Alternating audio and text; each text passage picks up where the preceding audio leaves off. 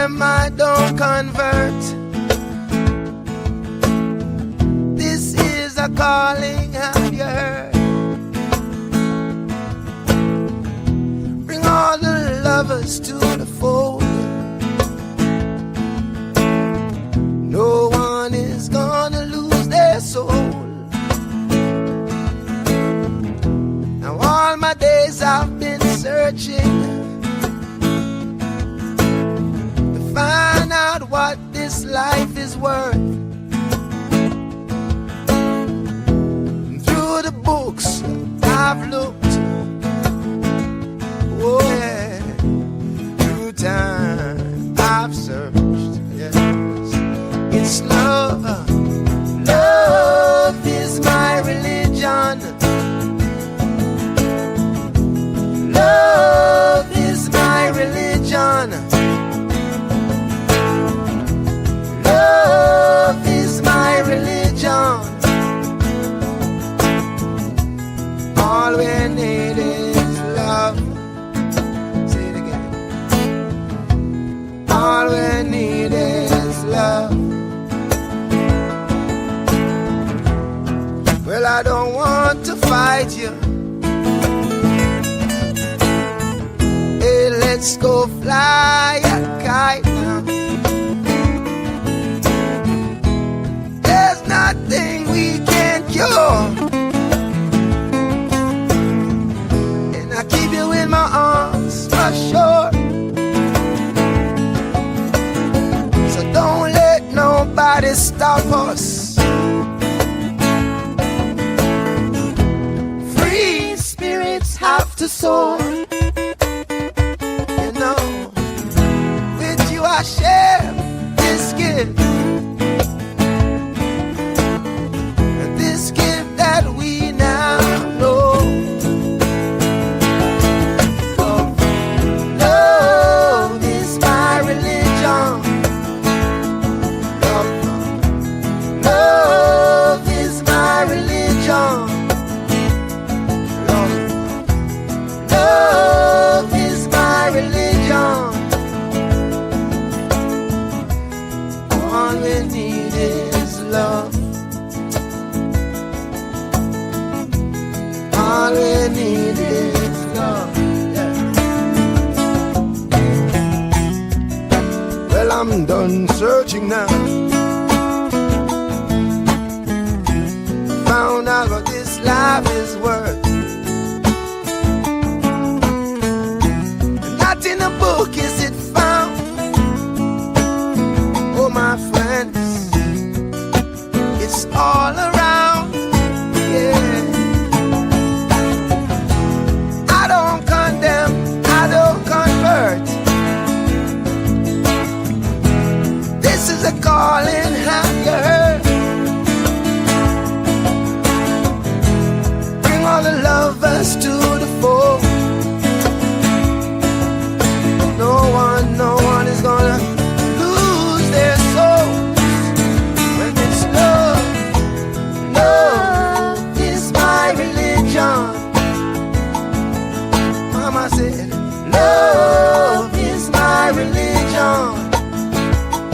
Children said, love is my religion. And every people say, love is my religion. I said it again. Love is my religion. All we need is love. All we need is love. All we need is love. All we need is love.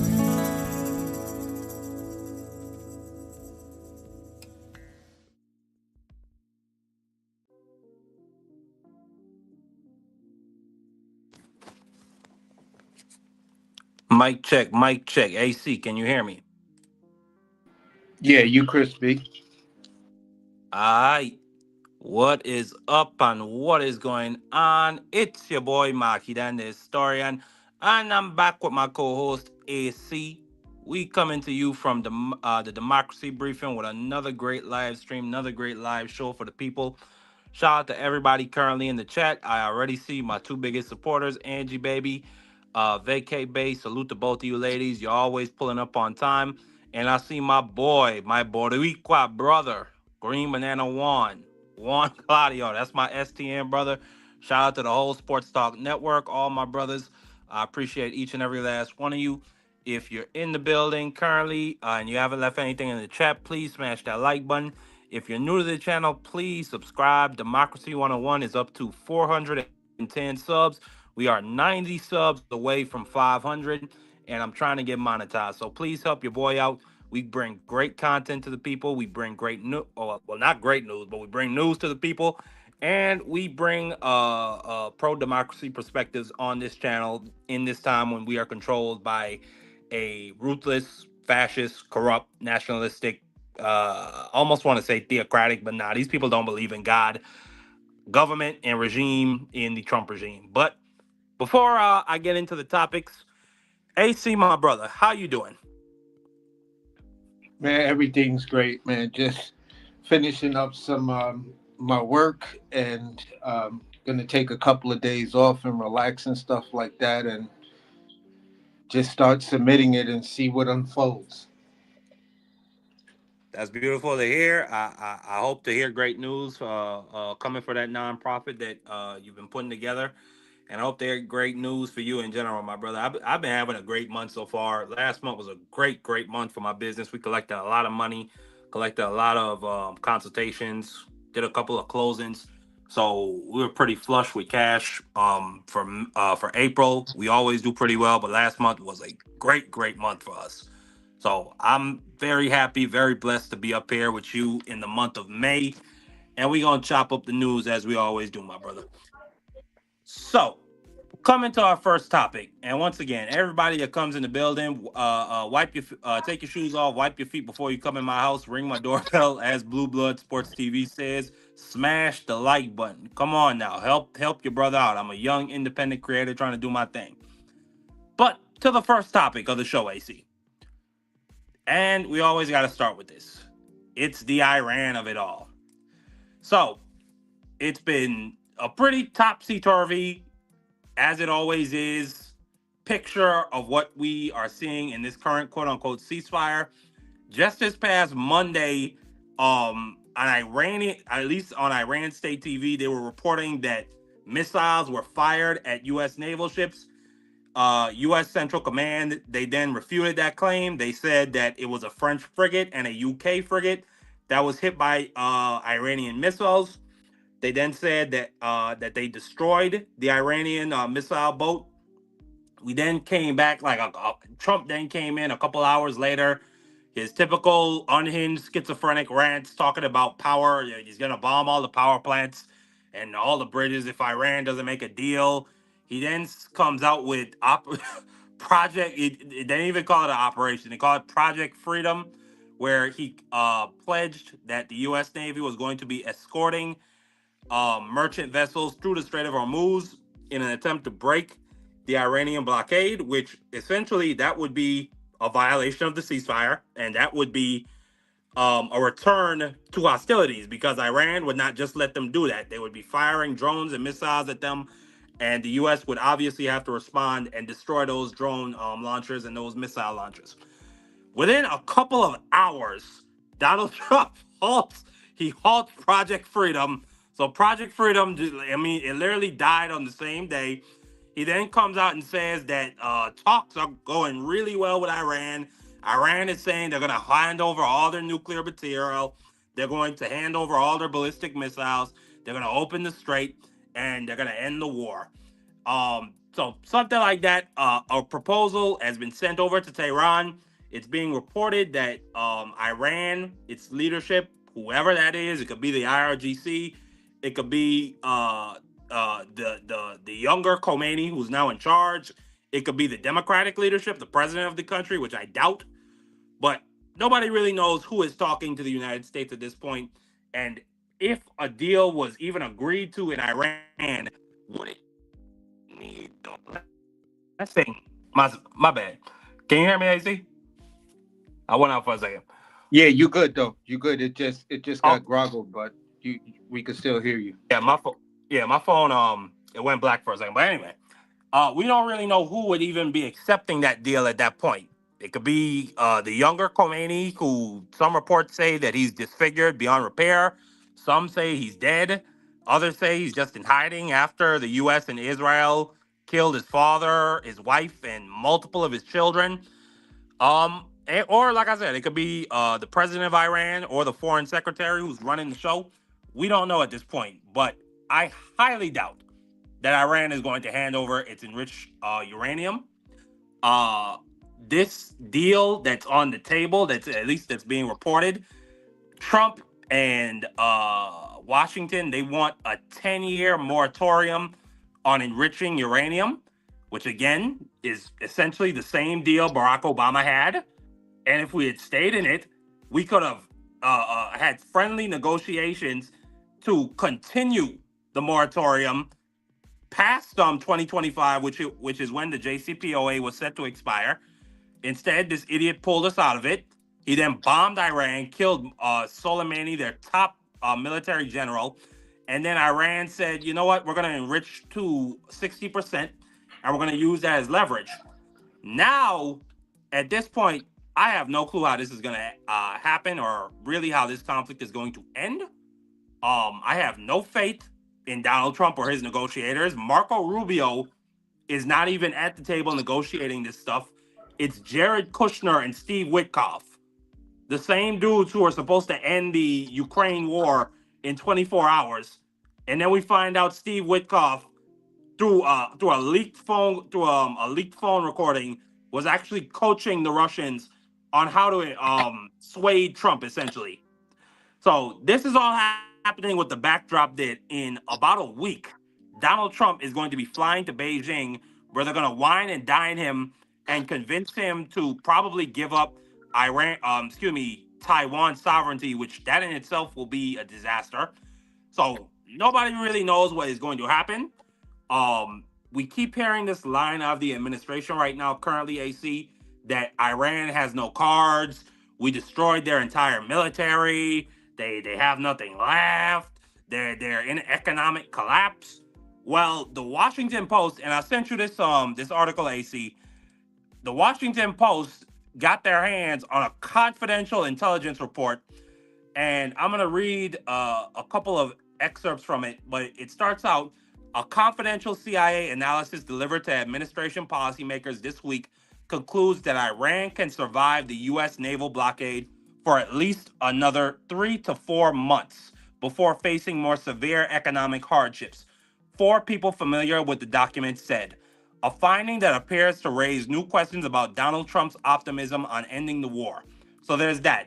It then goes on to say Iran retains about 75% of its pre-war inventories of mobile launchers and about 70% of its pre-war stockpiles of missiles, a U.S. official said. The official said there is evidence that the regime has been able to recover and reopen almost all of its underground storage facilities, repair some of its damaged missiles, and even assemble some new missiles that were nearly complete when the war began. Tehran is storing some of its oil aboard tanker ships that otherwise would be empty because of the blockade. One of the people said. It also said the decreasing. It also said it is also decreasing the flow in its oil fields to ensure the wells remain functional. "Quote: It's nowhere near as desired as some have claimed," this person said of Iran's economic situation. It then goes on to say, Citronowitz, who was the former head of the Iran branch in Israeli military intelligence, otherwise known as Mossad, said that even if the blockade lasted several months, it would not force the regime to bend to Washington's demands. "Quote: The problem is they don't think they need to capitulate," he said. In the end, he said, despite U.S. Israeli military successes in Iran, the war's outcome could still be a strategic failure. And the strategic failure would be that the regime would still be in place, and Donald Trump would pull the naval blockade, and now Iran would be in control of the Strait of Hormuz and be able to tax the entire world's economy and grow its economy several times anything in our worst nightmares.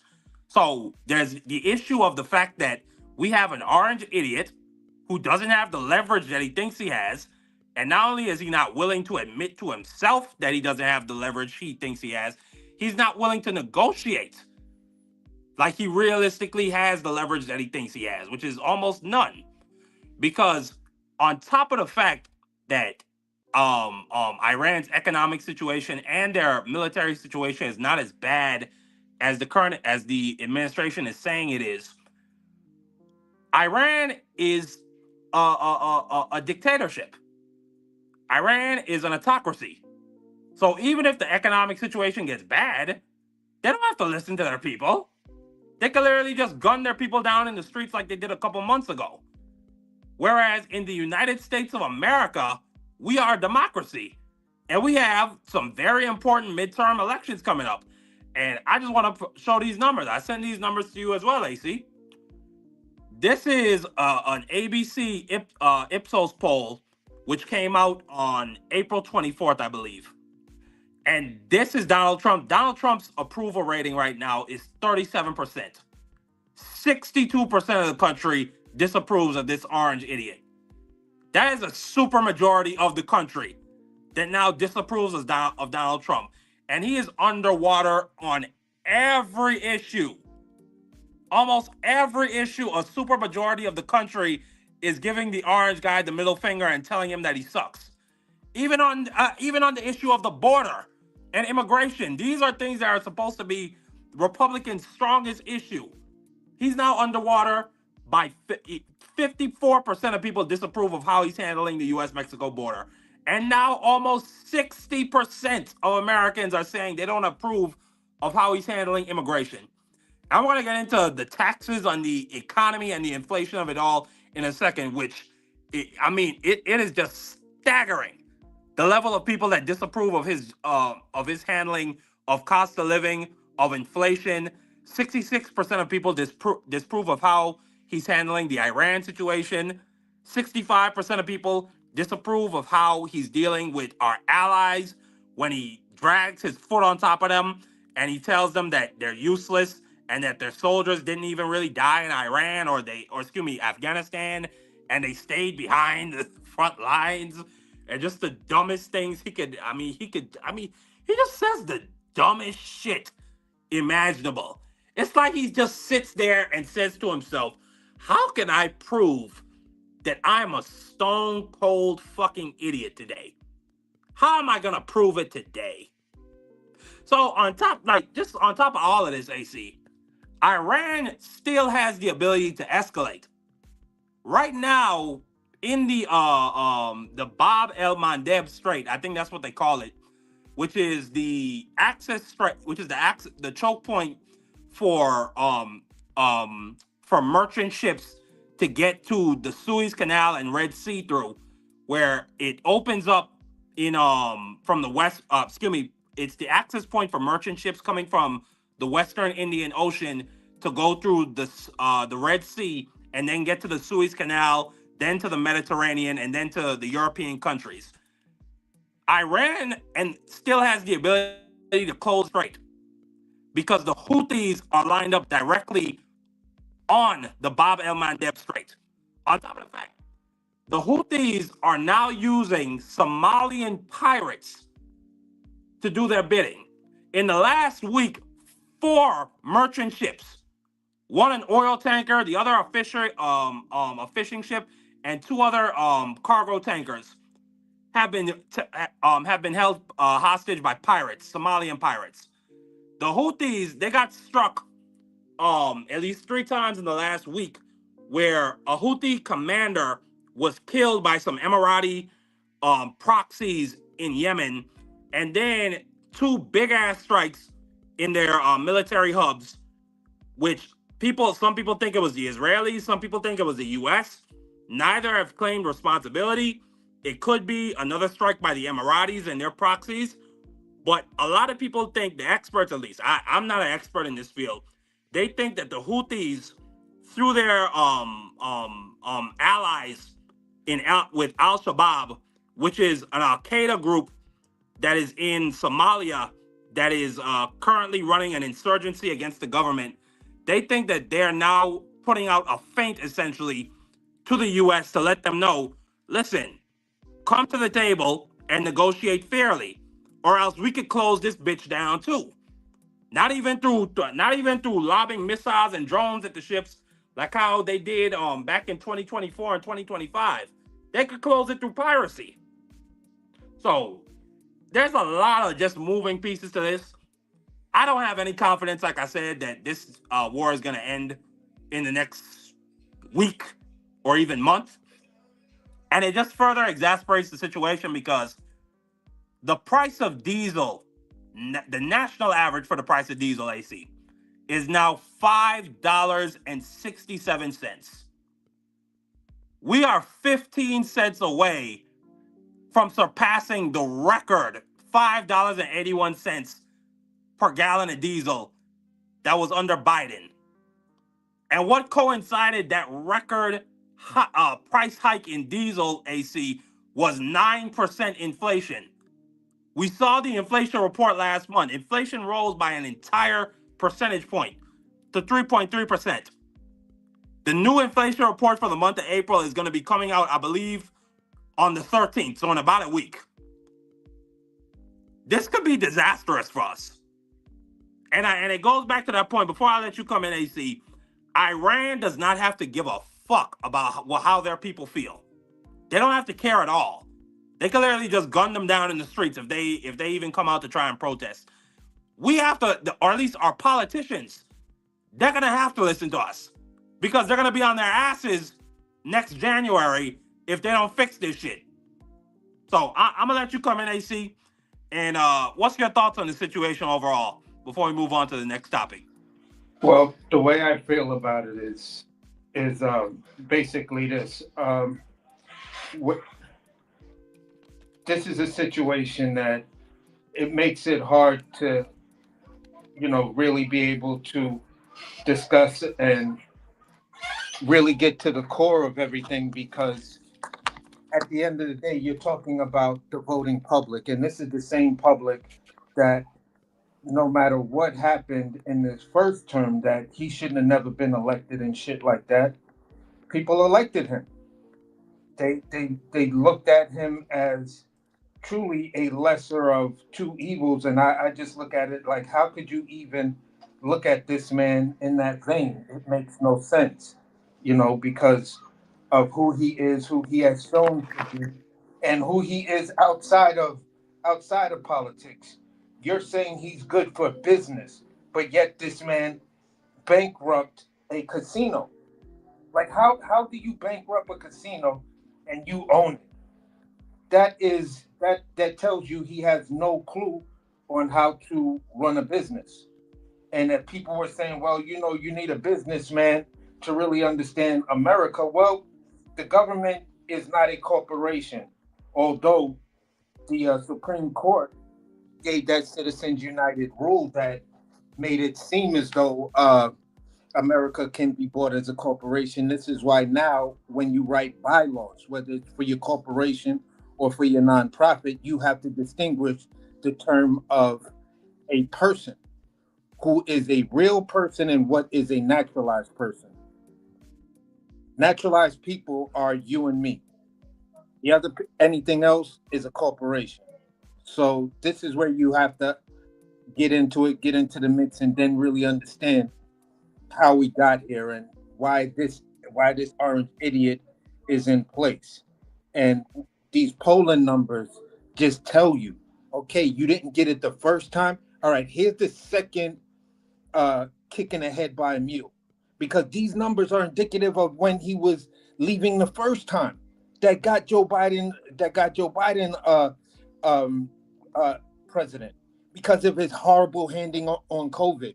And now we have another potential disaster of a disease coming, and guess who's in charge? We don't have a Dr. Fauci. We have RFK and this guy. So that lets you know this dude got to go, and that's where I am with it. Absolutely.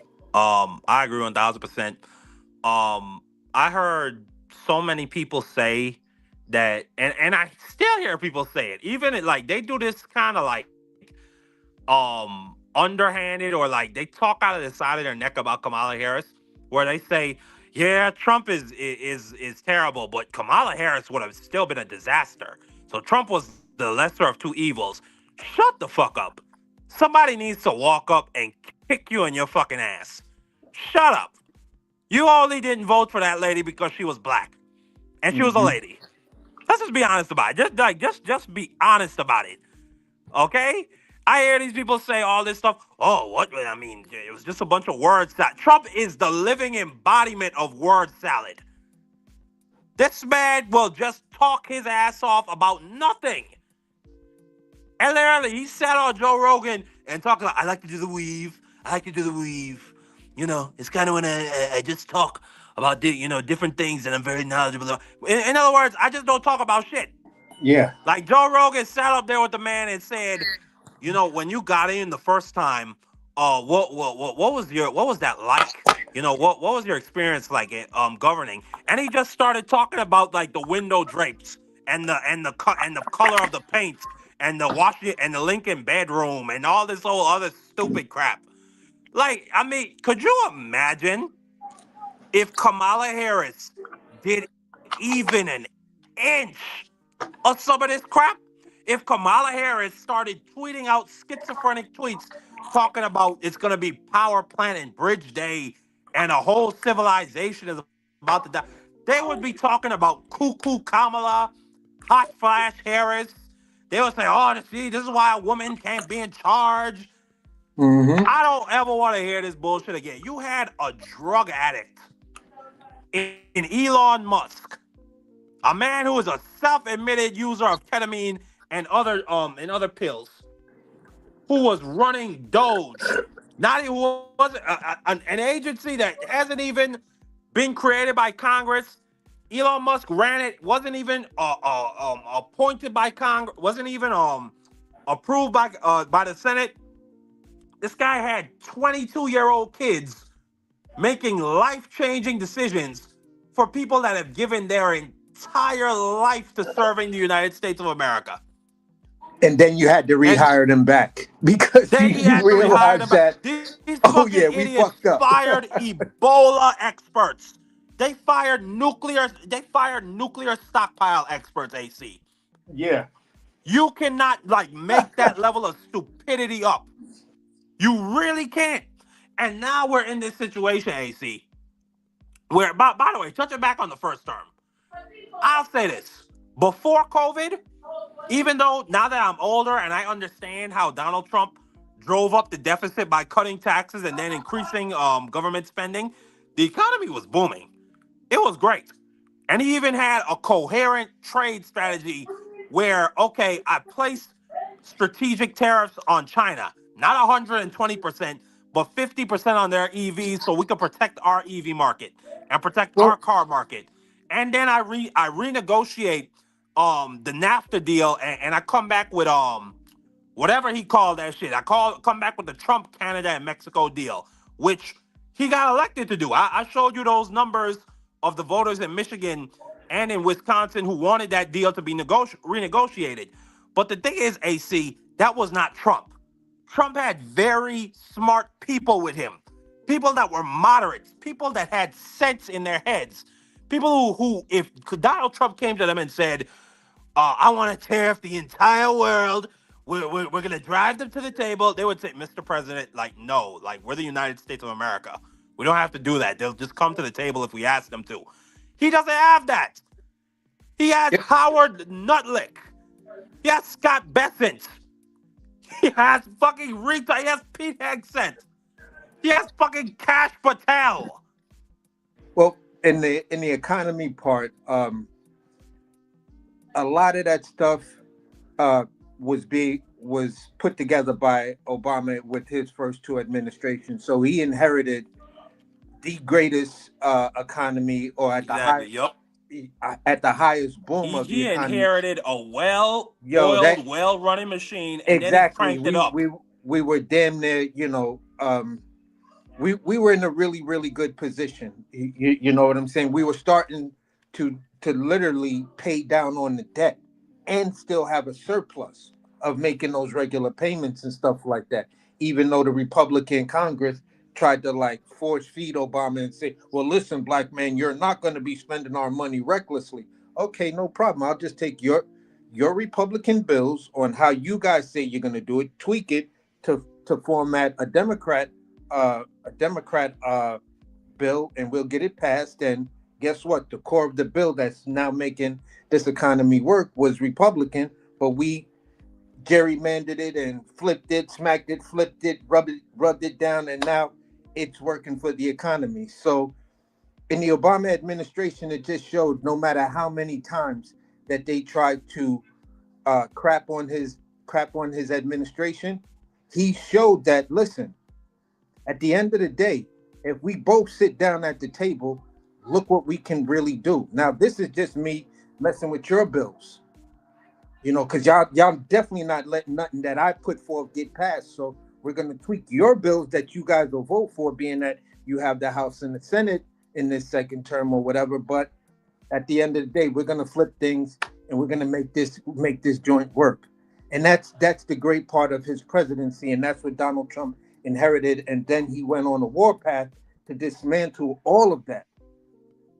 Biden comes in to try to fix it, and then Trump dismantles it all over again when he gets back in office. And it's just like, okay, people, how could you vote for this man twice?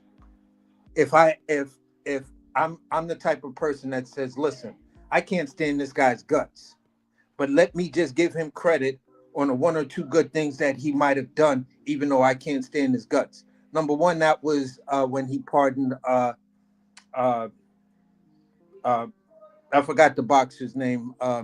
Old school boxer. I just can't believe I just Jack Johnson. yeah, Jack Johnson, when he pardoned him. Him and Deontay Wilder comes, does the thing with him, and he pardons him. I'm like, all right, cool. That's great. Obama wouldn't do it. You know what I'm saying? So Yeah. at the end of the day, I give him credit for that. I give him credit for listening to the smart people in the room when they said, "Listen, bro, you got to do something. Thanksgiving and Christmas is coming up. We cannot have people stuck in their homes with no money during the COVID thing." How he fucks that up? He then tries to write a letter like, "No, it was I, Donald Trump, who came out of my pocket to give you this money." To where stupid people were like, "No, Donald Trump, he literally gave me. I got the letter." And I'm like, bro, you can't be that stupid. You can't be that stupid to But think they he got are. that much money to pay every American who's eligible $1,200. Man, you crazy as hell if you think that. But this is the scary part about sometimes looking at these numbers and going with these polls. Because the polls said that Hillary should have won by a landslide. The polls said, um, Kamala should have won by a landslide. It shouldn't have even been close in the Kamala race. But by a plurality, he won. So then you ask yourself, what nutbag decided to say, well, you know what, I'm gonna sit this one out because I don't like Kamala because of this, and that. You know what they were asking her? I don't know if a woman ready to be leader. That's what a lot of black men were saying. That's what a lot of Black black men were men were saying. complaining. People were complaining about the fact that she had Megan Thee Stallion and Cardi B and all of that talking, and it's just like, yeah, okay, I hear what you're saying, Okay, but but Donald Trump has Hulk Hogan. He has yeah, he had all of those Ken goofy Rock. dudes and all of that, and at the end of the day, the same people I heard complaining about Kamala having them, I now see the people who are involved in that political party running around toting Cardi B for a New York City bill. And I'm Nah, like, you talking about Nicki Minaj? no, Cardi B. Oh, Cardi Cardi B switched B to joined Republican. Cardi B joined uh Mayor Mamdani to announce a 2K program that already exists. Again, if you're not eligible for it, you're just not eligible for it. If you make $250,000, why are you complaining about the fact you can't afford childcare? You make $250,000. Live within your means. You got a baby. You can't be hanging out like that. So Absolutely.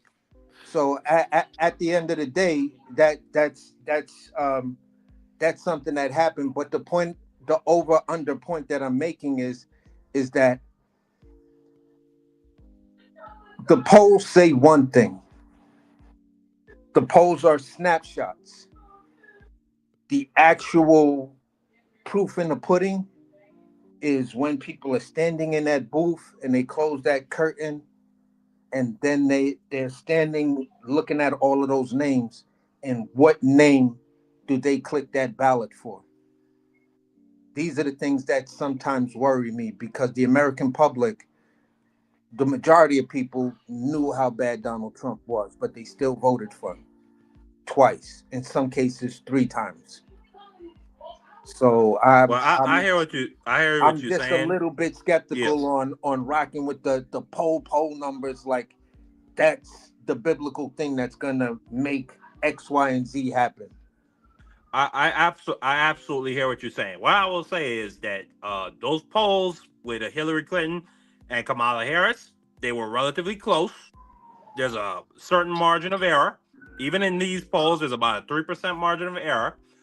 But what I'll say about polls is there's a scientific method to it.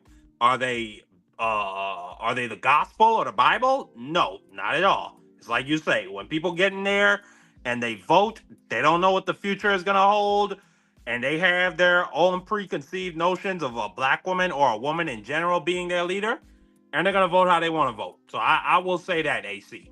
But moving on to the topic you brought up just now, this virus, and I'm so glad Bruce said it and you said it. We have a cokehead, a dopehead by the name of RFK Jr., who's in charge of health and human services. And right now we have something called the hantavirus, which apparently it's spread by rat droppings. There was a huge outbreak on a cruise ship, and now they're trying to hunt down and track the people who might have got off. They're saying that people in NYC, where you from, people or in New York State in general, and in New Jersey, they could be affected. They're calling for certain people to quarantine. But yeah, we now have this guy in charge of this operation. And I said, I'm not scared of a germ. You know, I used to snort cocaine off of toilet seats. And I know this disease will kill me.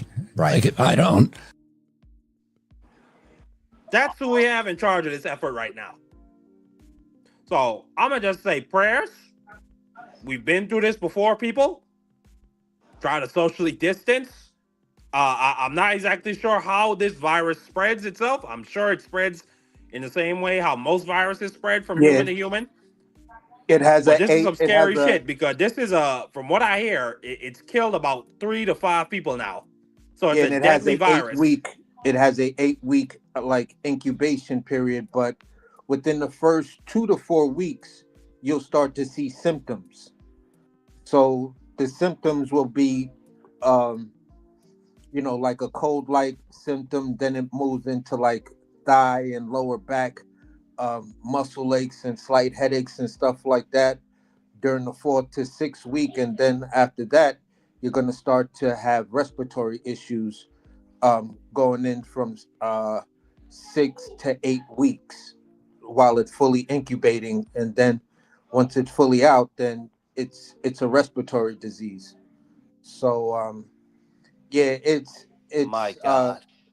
it's kind of scary, because those people, I would say this, the population that's going to freak out the most based off of this early information is the population, I would say, that's in my age group, the plus 50, the 50 and above, because that's when you start to, you know, get those weird back pains when you just when you just sleep in, you walk too much, or you do a little bit too much running around, you start to feel the muscle aches in your thighs and stuff like that, especially when you sit down and stand up and all other kind of stuff. So for them, uh, or us in that age group, it's going to be like, once you start to get this, do I need to run to the hospital to see what's going on? And yeah, I did sneeze the other day. You know what I'm saying? So it's gonna have that effect on the elderly, and the elderly might be the ones who could be used as the barometer. If it spreads quickly through the elderly, then you may be able to figure it out how it's going to work between younger people, who then will look at, oh, it's just a backache. I must have slept wrong, or my legs was hurting. Oh, that's because I was running up them stairs, type of stuff. Or I played that extra game of basketball, or whatever the case may be. So that's So, where it's going to get, I think it might get a little sketchy. so sorry. I mean, this is just. I'm sorry, AC. Moving away from the hantavirus, back to the Iran war. Breaking news: the U.S. launches strikes on Iran in response to attacks on American warships. So the war is back on. The war is back on. The ceasefire talks, or rather, the peace talks, have now completely collapsed. I mean, this is just insane. You Like can't, literally 1 hour, it's the war is over. We're discussing peace. They're gonna hand over the nuclear uranium, and they're gonna open you the can't, strait. Now they're back to bombing them. and that's the whole crazy part. It's like you asked on. See, this is the part that trips me out about this cat, right? In one instance, he says the right thing. That's, Mr. President, how are you going to handle this? And I'm not going to tell you. That's telling the enemy what I'm about to do. Smart man, smart man. But then as soon as you get 2 seconds ahead, yeah, they're about to give up this, and I'm telling you, they're gonna do that, and I'm gonna make Mexico pay for it. And you just look at him like, my guy, my guy. I don't know if you know how social media works, but what you just said, it's only going to take probably less than 5 minutes once it's uploaded to be global. I would probably say less than a minute, maybe 30 seconds, depending on who's watching this. So once it goes global, you don't think that they're gonna hear this dumb shit that you just said about them, this open threat that you're saying, well, they're gonna give this up or else. Like what?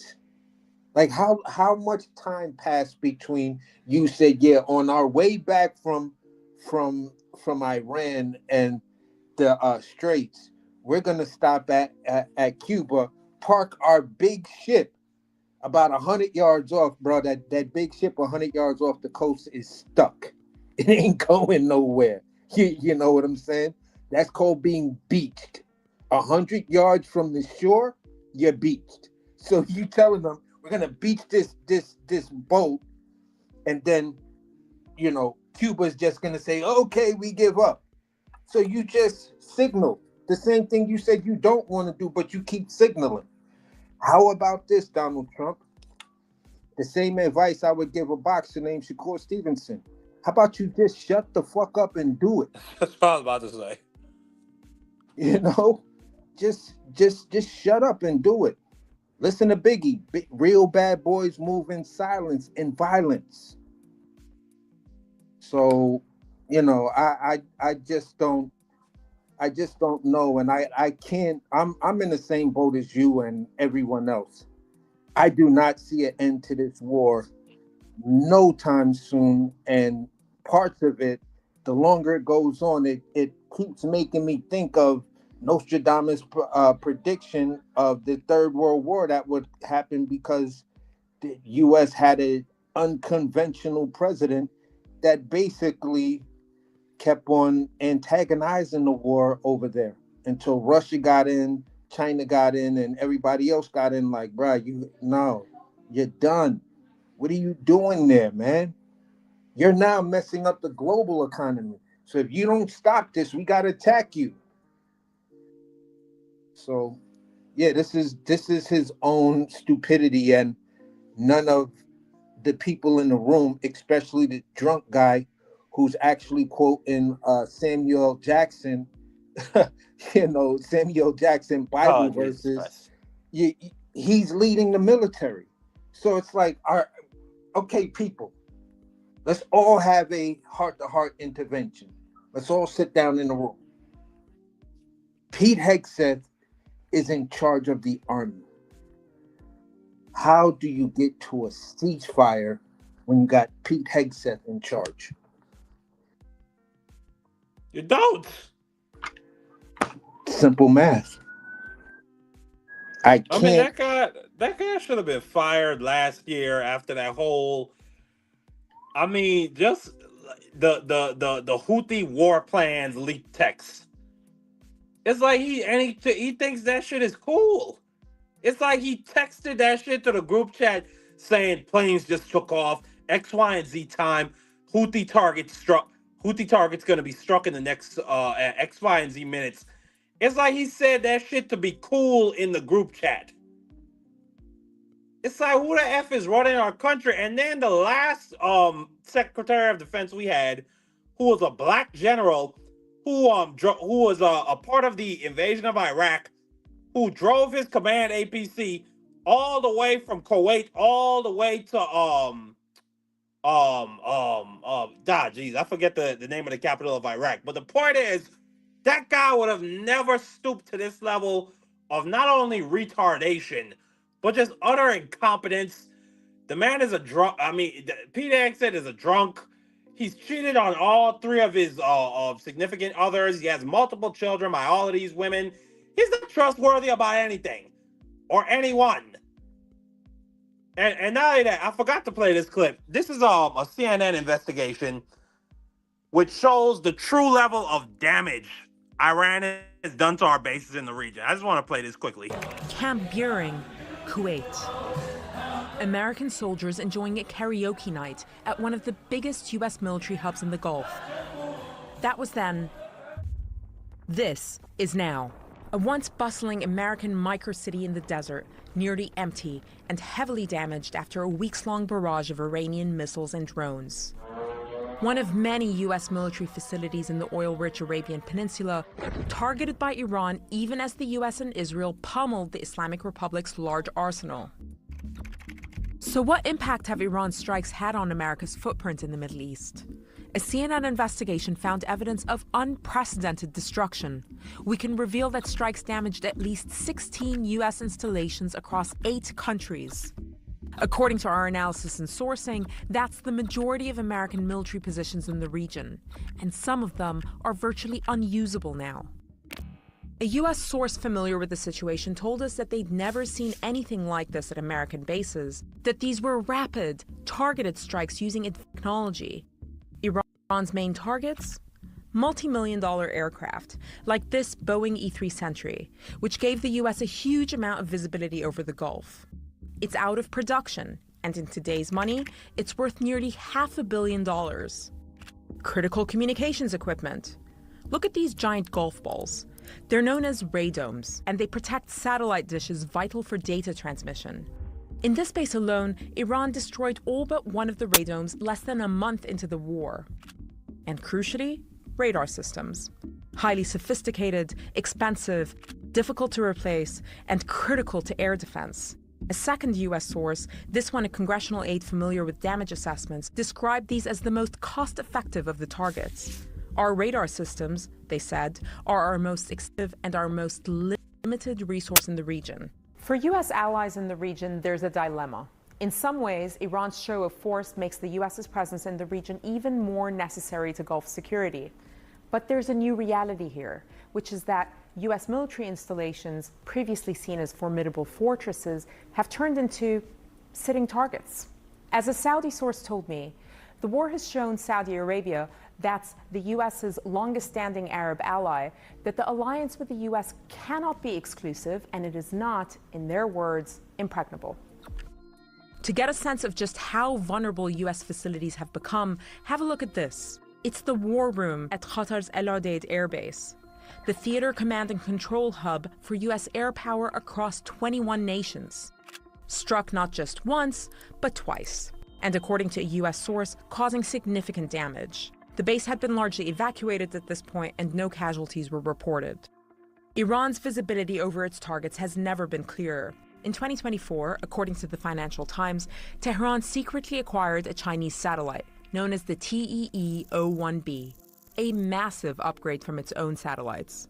That means that Tehran went from looking at images of this quality to this. This is the first time America has fought an adversary with satellites that capture high-res imagery almost as detailed as its own. As the scale of the damage comes into focus, many will wonder whether America's presence, once a protective shield in the Middle East, has turned into its Achilles heel. Responding to our findings, a Pentagon official said that the Defense Department does not discuss damage assessments, but that U.S. forces remain fully operational with the same readiness and combat effectiveness. We also understand from our sources that the vast majority of U.S. troops evacuated their positions in the Middle East, with many working from the relative safety of hotels and apartments in the Arabian Peninsula. Aaron?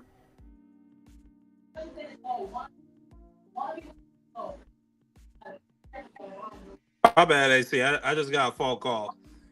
But Nah, it's all no, good, but it's yeah, give your thoughts on that. I gotta call it. I gotta call this person back. Hold on one second. all right for sure. Basically, my thoughts on that entire report are saddening in the sense that if he would have just left that deal alone, Iran would have been moving in a different direction, because they from the deal that Obama put in place, it seemed as though Iran said, "Listen, we'll give that up, but give us the ability to create nuclear energy to power our cities and stuff like that, because we are like in the middle of the desert or whatever, and we're just looking for alternative sources of energy." Whether that was going to be 100% of what they were going to do with their nuclear capability, at least it was a starting point to say, all right, you move any further than this, then these are issues that will cause us to have to come back in and bring in our inspectors and things like that. So Iran signed off on all of that. Trump was railing that it was the worst deal, but it made everyone happy. The only person that deal actually did not make happy, the only state out of all of those Arab states that deal did not make happy, and this one particular place was still railing on, well, if you give them any nuclear ability, I promise you they will create a nuclear bomb and they will unleash it on us. And that was Israel. That was Bibi Netanyahu, who was trying to convince Obama's administration that that entire deal was bad. And Obama and CIA and other people were like, Israel, just go over there and sit your ass down. We're not even trying to hear you, because we did the math, we did the numbers, and your propaganda is not going to persuade us to be extremely heavy-handed. We're heavy-handed in the right areas. You just want us to be heavy-handed across the board, and that's not going to get the negotiations through. So you have to applaud the administration for not going in that direction and trying to listen to Israel or have Israel, as a consultant or whatever. And they just put that deal together. Years later, the deal was showing that, okay, yeah, it was the right thing to do. Trump comes in, he removes all the safeguards, wants to destroy the deal, and then gave him back money that he then criticized the Obama administration for giving them back money that they've already spent, that they were already owed. So at the end of the day, it just gets a little crazy and a little weird overall when we sit down and try to look at how we constantly get ourselves in these situations. Yes, in some presidencies, in many presidencies, war is the thing that saved either the economy or that person's presidency. Donald Trump is trying to be one of those presidents. He's trying to establish himself as a strong leader.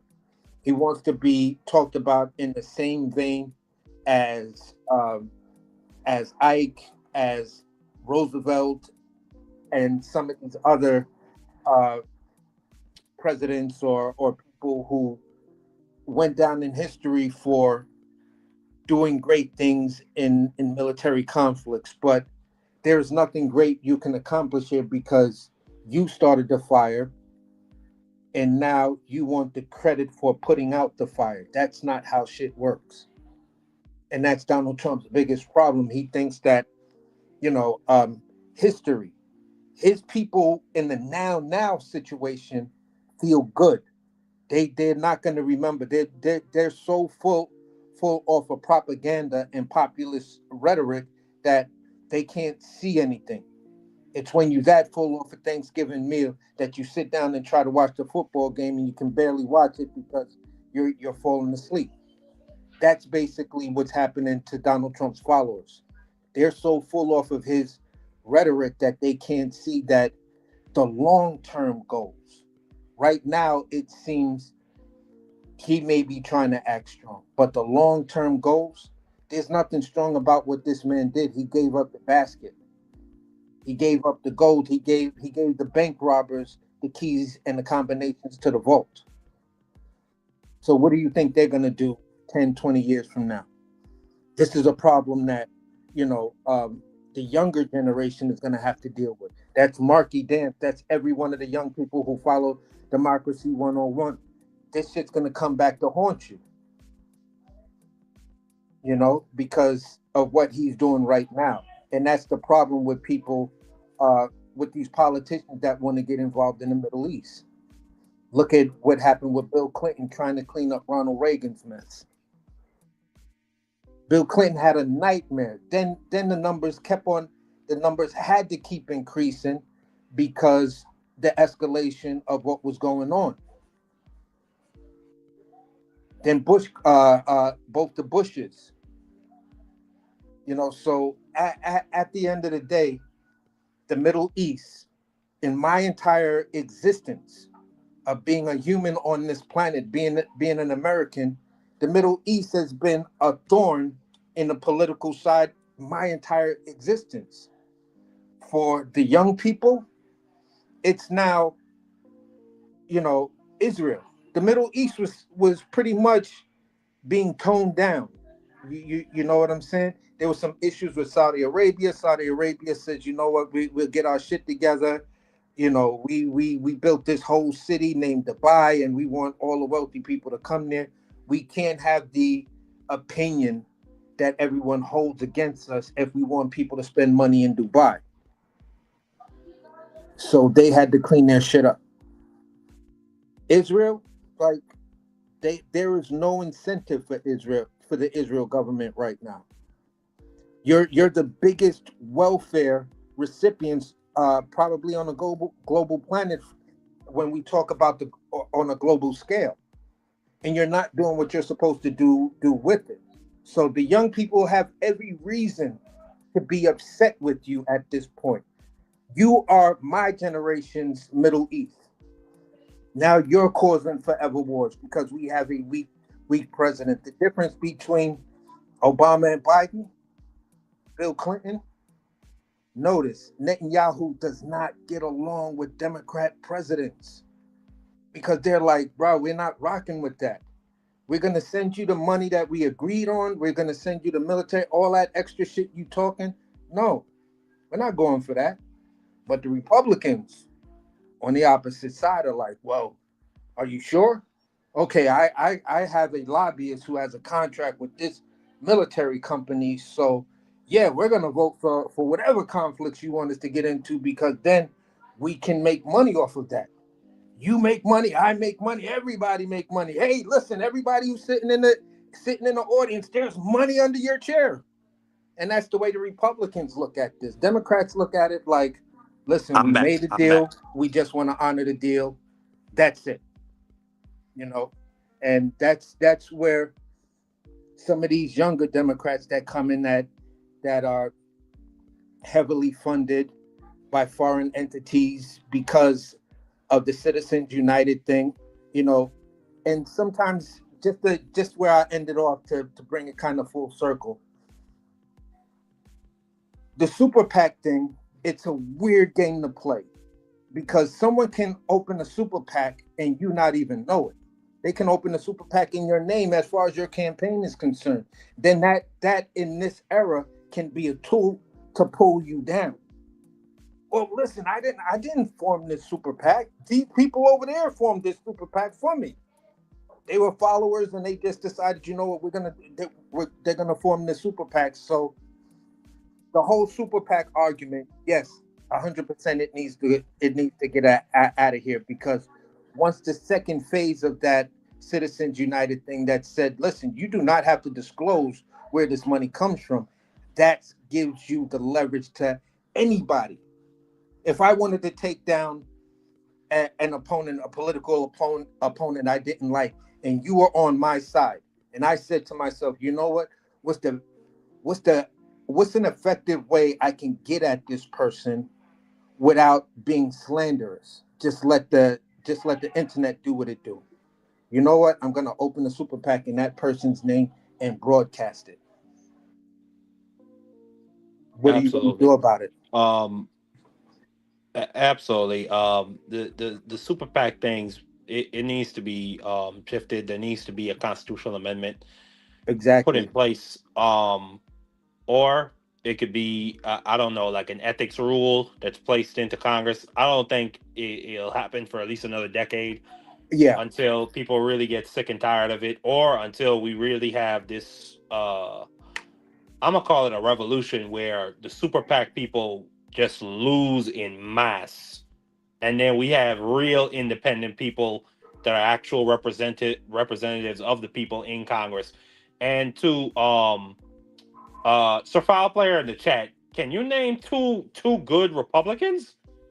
At least from what I know, all 214 Democrats in the 215 Democrats in the House voted for the Jeffrey Epstein discharge petition. You had to drag Republicans kicking and screaming and scratching to sign that. On top of the fact, all Republicans vote for this war, or vote against a war powers resolution. So Republicans vote for the war. They vote against releasing the Epstein file. Yeah, Thomas Massey is one. I give Thomas Massey that.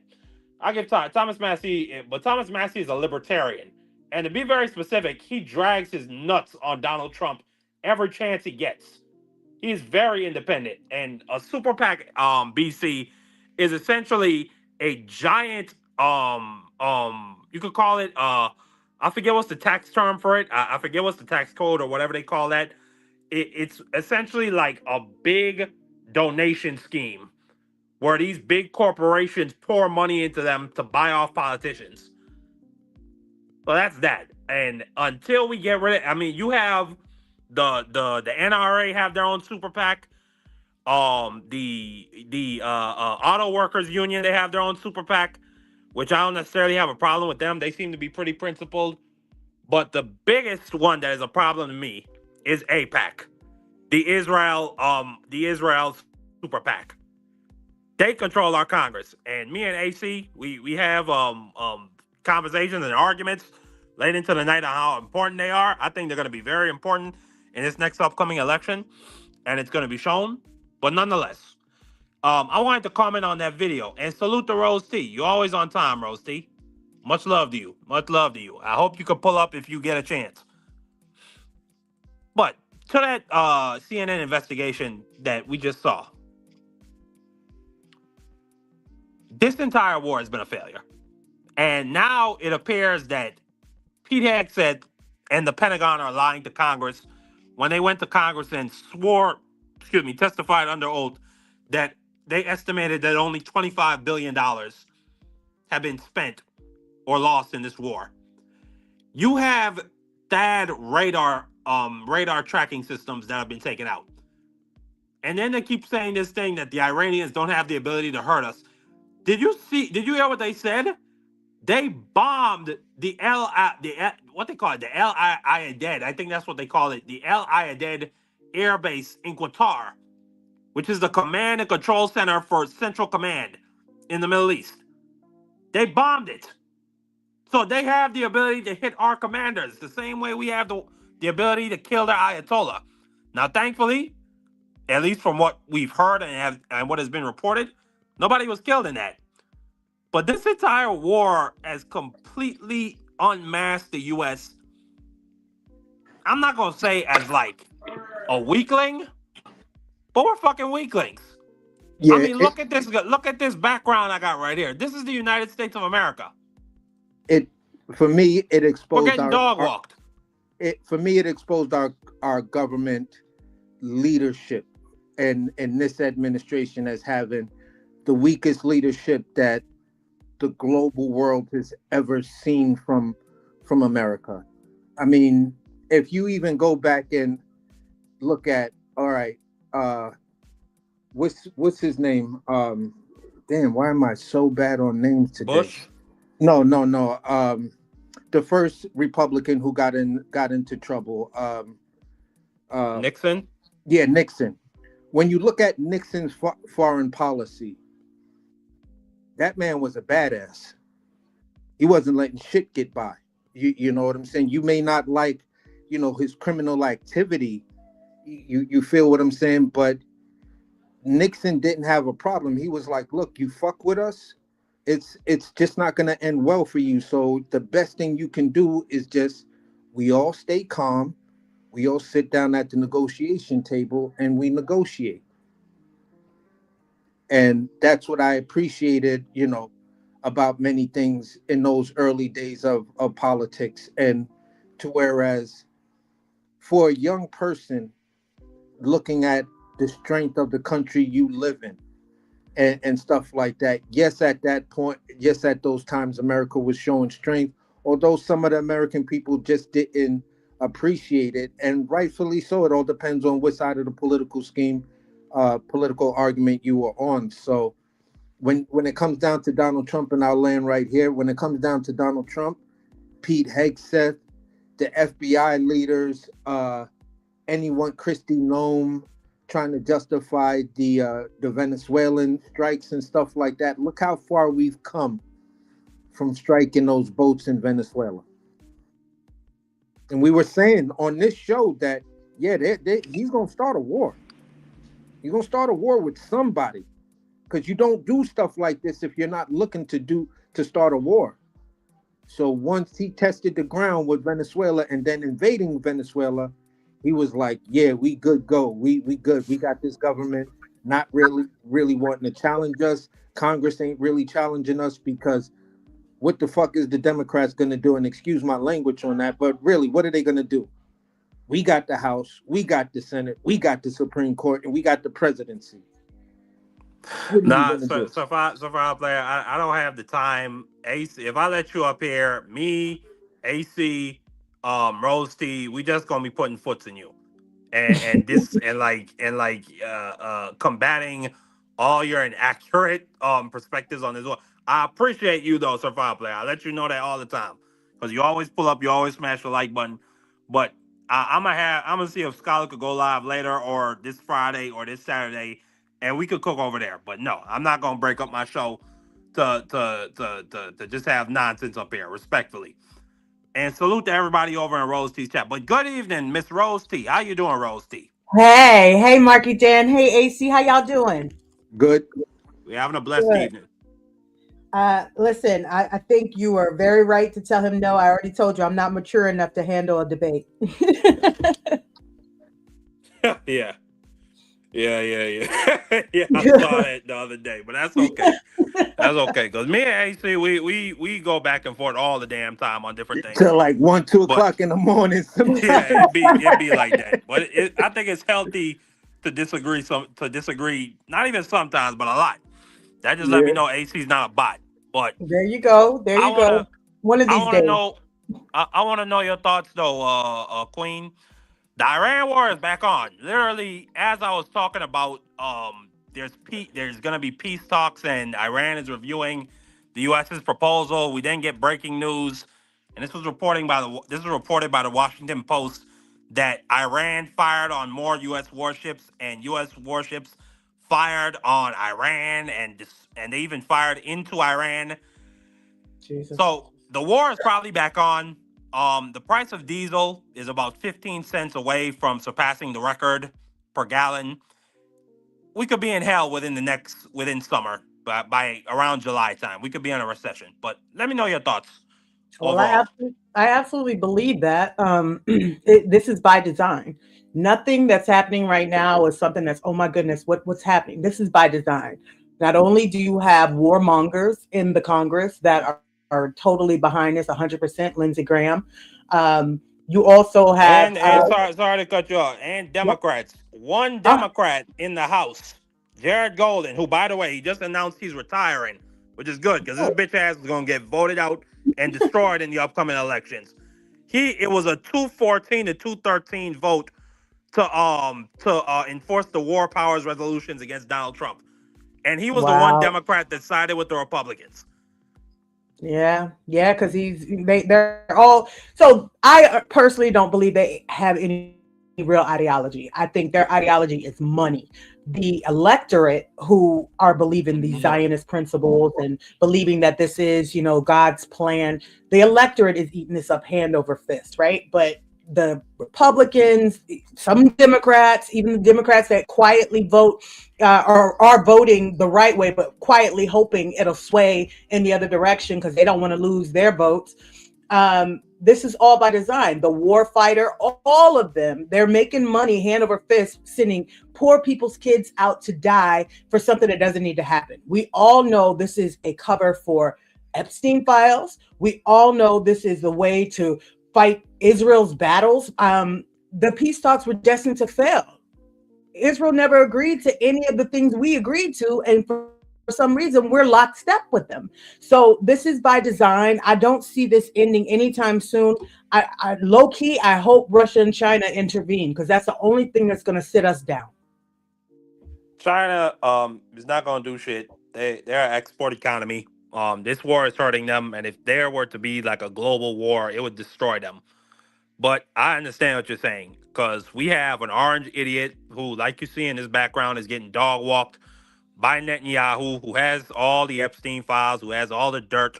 Donald, why haven't you attacked Iran yet? If you don't attack soon, I will release the Epstein files. Okay, BB, I'll do whatever you want. That's our president of the United States of America. Every goddamn chance BB gets, he bends him over and he does what he does. And it's a goddamn shame. It's a goddamn shame that he has sold out every goddamn promise he promised. Latino for Trump. I will vote for Donald Trump. But I actually got to side eye the people that voted for him. You believe this? You didn't just see that clip I had up there? Say it again. You didn't see that clip I had up there? I will vote for Donald Trump. And all those farmers, like, they're about to get screwed because they can't afford fertilizer. They can't afford the diesel for their tractors. They're about to get screwed. Up the gazoo. And they're still gonna vote Republican. I don't got no sympathy for the bootstrap boys. The pull yourself up by your bootstraps boys. I don't got no sympathy for the bootstrap boys or the Cubans. I will vote for Donald Trump. Take your ass back home. That's where you wanted to go voting for this man. But moving on from the Iran war, it just recently, a decision recently just came down that the tariffs that were taken under the IEEPA statute, which was ruled to be illegal, it's now being ordered that $166 billion of those tariffs are to now be returned. I just want to play this video briefly describing that process. You're probably not going to get a tariff refund anytime soon.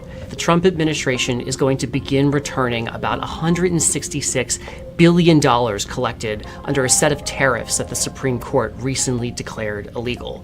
It also owes interest on each of those refunds, which is accruing at about $650 million a month. The only people who are eligible for refunds are firms that brought in goods from abroad and paid punishing tariffs directly to the US government. So for the millions of Americans who faced higher prices as a result of the president's tariffs, but didn't directly pay that money to the US government, they can't just log onto a website and submit a claim for a refund. The refund process underway is unlike anything in history. The US government has to pay back about 330,000 importers that brought in about 53 million entries over the past year, meaning this task is going to be incredibly complicated in the months ahead.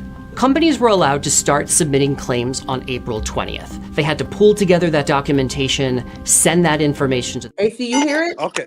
Well, Yeah, I was hearing it clearly. Oh, maybe that's my system. Maybe I need to leave and come back. Yeah, that's what I was going to suggest. Okay, well, be right back. Yeah, no problem. Because it's a lot of clips I want you to hear, Queen. But I think it also might be there's usually a button that says unmute when the clips start playing. So that might also be it. But regardless, this guy. But let me just get the gist of it.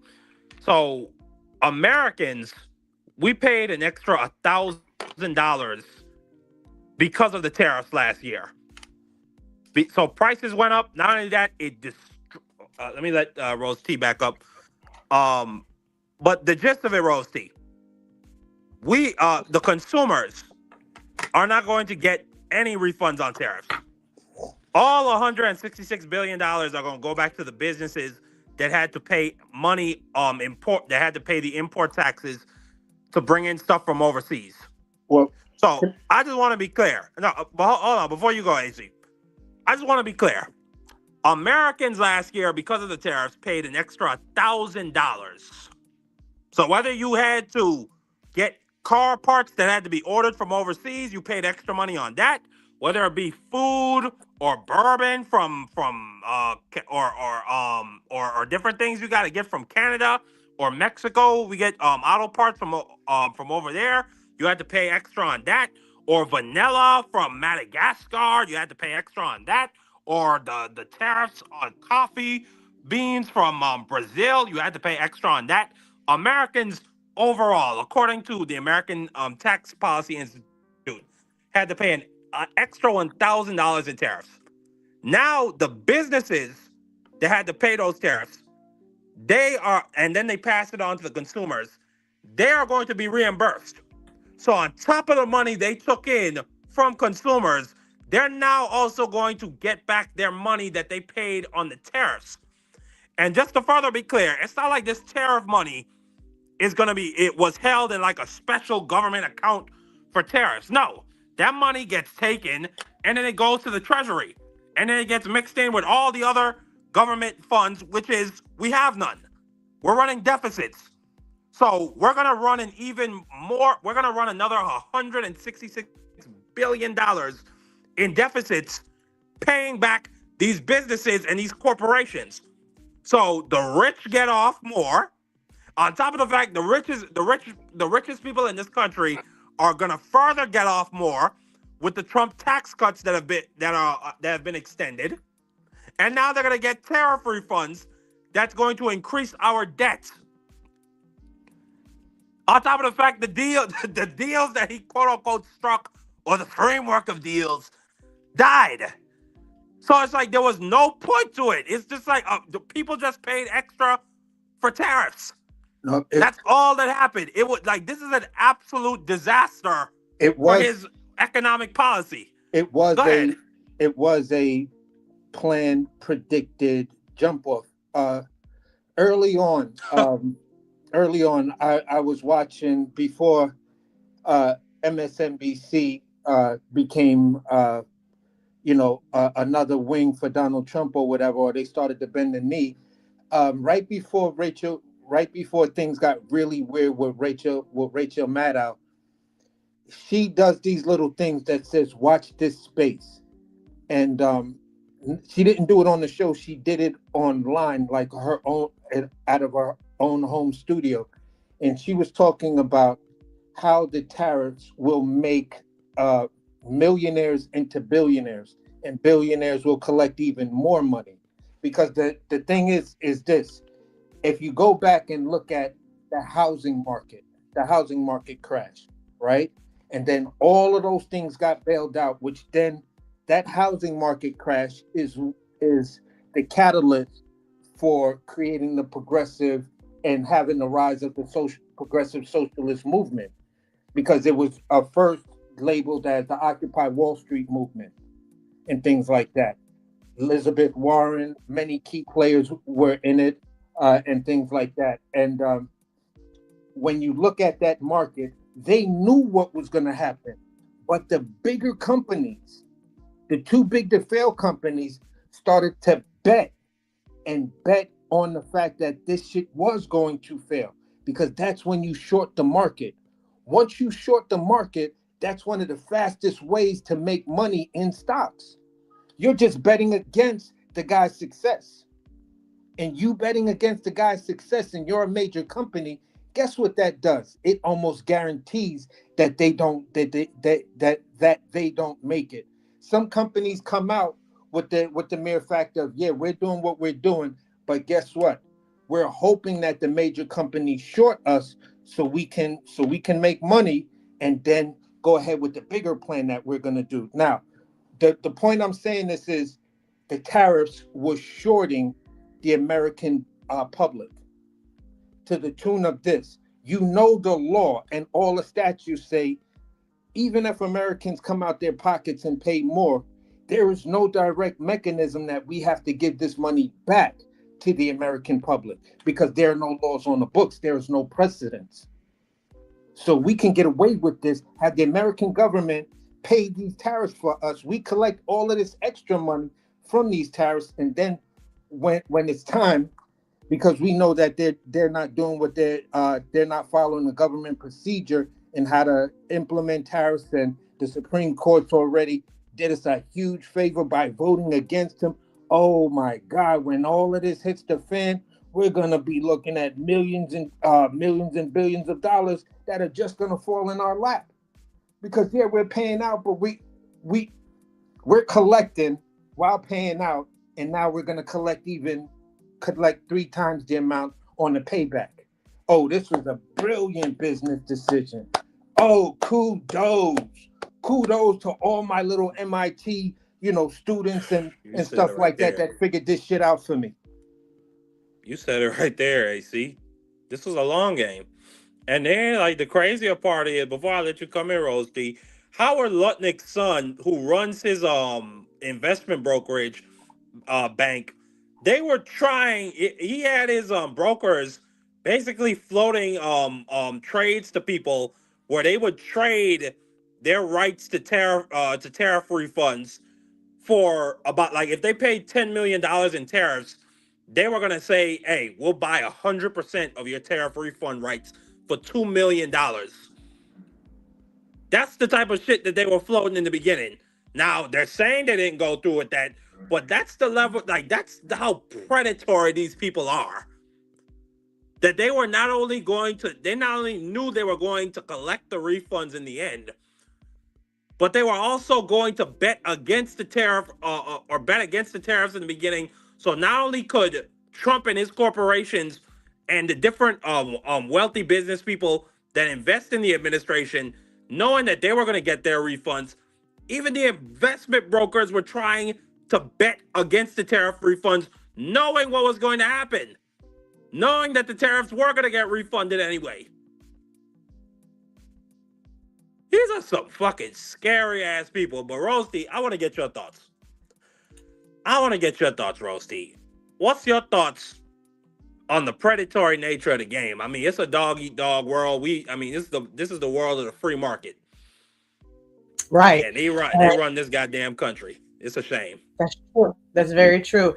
I can honestly say I don't have a lot of knowledge on the tariffs. I just knew going in that it was going to be something that fucked the American people, because that's normally how anything that's handled, by capitalism is constructed to fuck the American people. So I don't think, without even seeing your clip, I don't think we're gonna see one red cent. It's not some don't expect it anytime soon. Don't expect it at all, because they have it set up to where the American people, there's a structure in this country where they need a certain amount of people at the bottom so that the people at the top can continue to rise. And so they will keep us poor and broken at the bottom. There's a reason. And I remember the last live you guys did with the boxing scholar, and we were talking about, or you guys rather, I was in the audience, we're talking about just basically a certain income level to even get any kind of public assistance.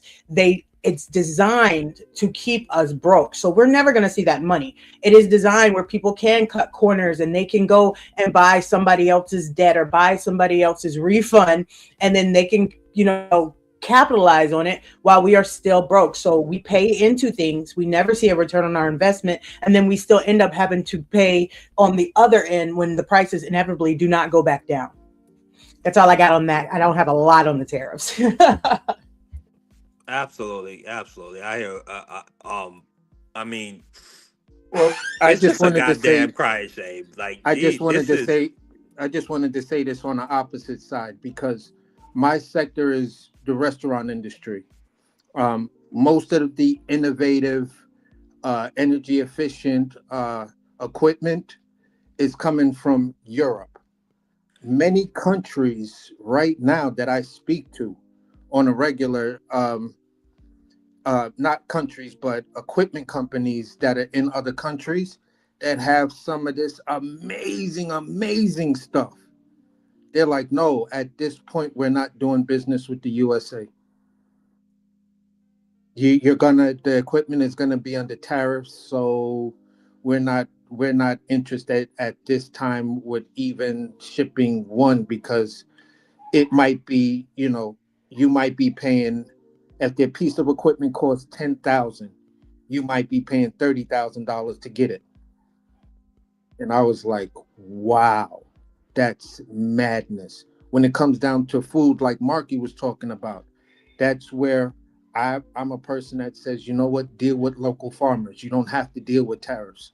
But if you're right. dealing with these large food companies that, like Cisco Food, who pretty much supplies all of the supermarkets globally. US Food or Cisco Food are the two major companies that supply the majority of supermarkets and stuff like that, grocery stores. These Right. companies are jacking up prices just because they can. The tariffs are not really hitting certain items, but the middleman knows, and the greedy middleman knows that, hey, if it's on this side, I can make money. You look at what are these people called? The building guys. Why am I brain farting so bad today? Contractors. Yeah, contractors.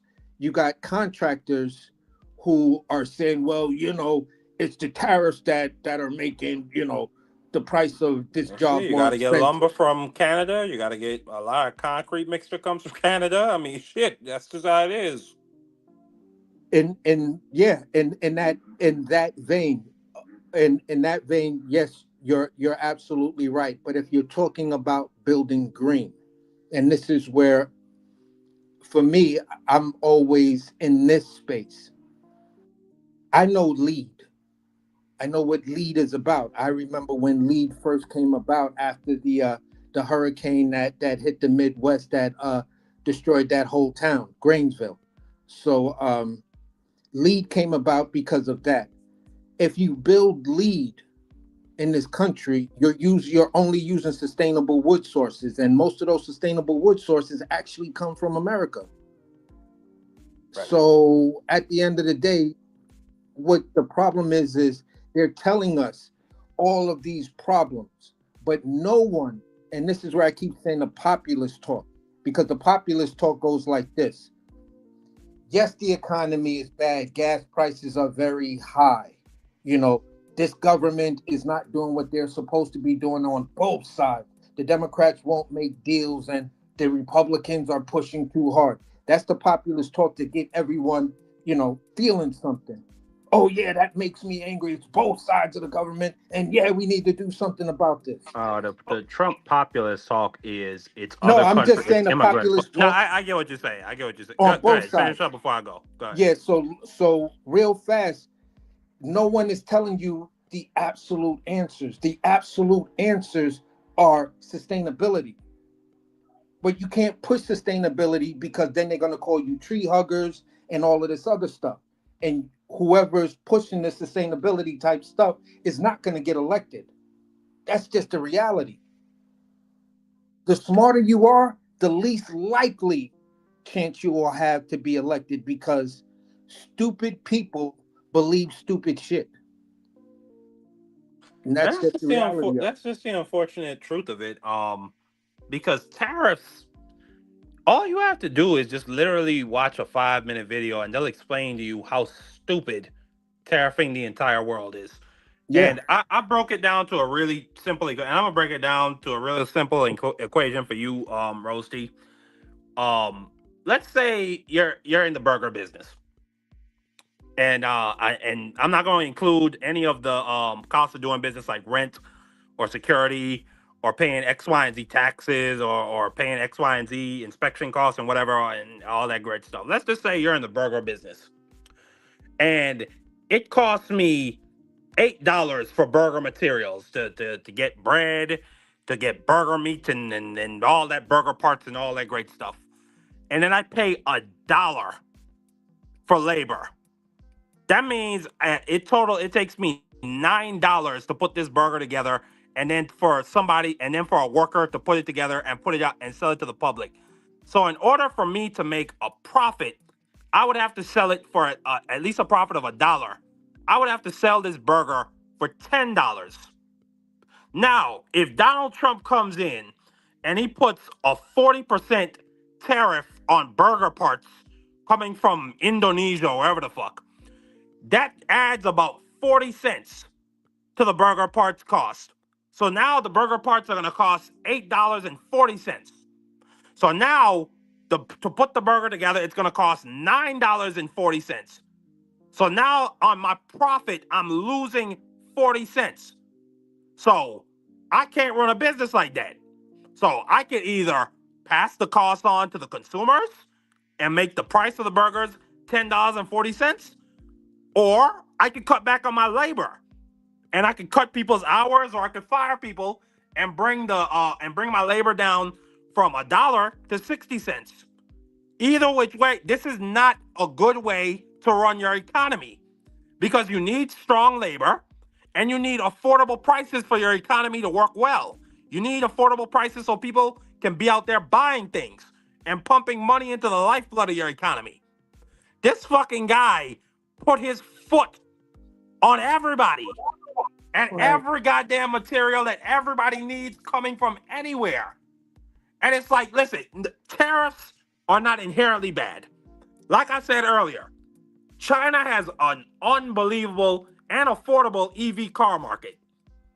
So if Chinese EV cars came over to the US and were being sold in mass, that would hurt our EV car industry and our automobile industry in general. So there's nothing wrong with placing tariffs on that to prevent dealerships from buying those cars and hurting American companies. But it don't make no fucking sense to place tariffs on coffee beans when you don't make coffee, when we don't produce coffee beans in the United States of America.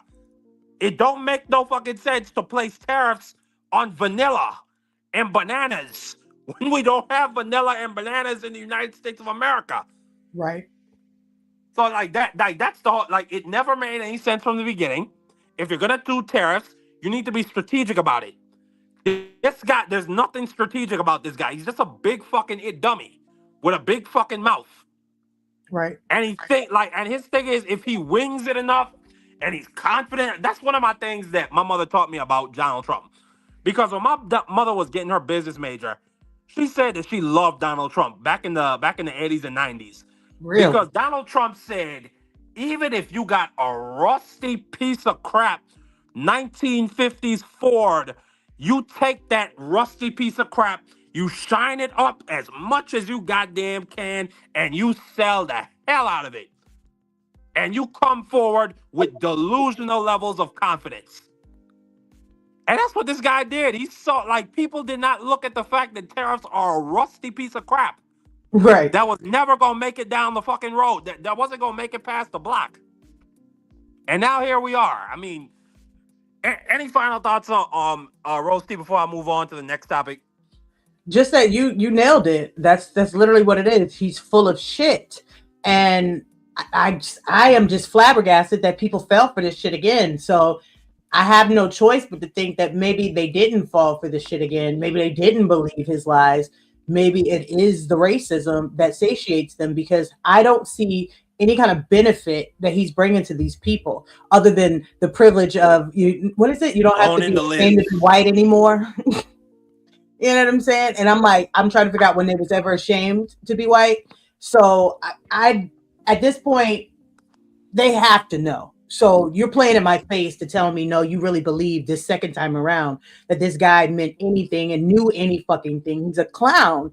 So the fact that you thought that he could lead the most powerful country in the world, or what used to be the most powerful country in the world, you're a fucking idiot yourself.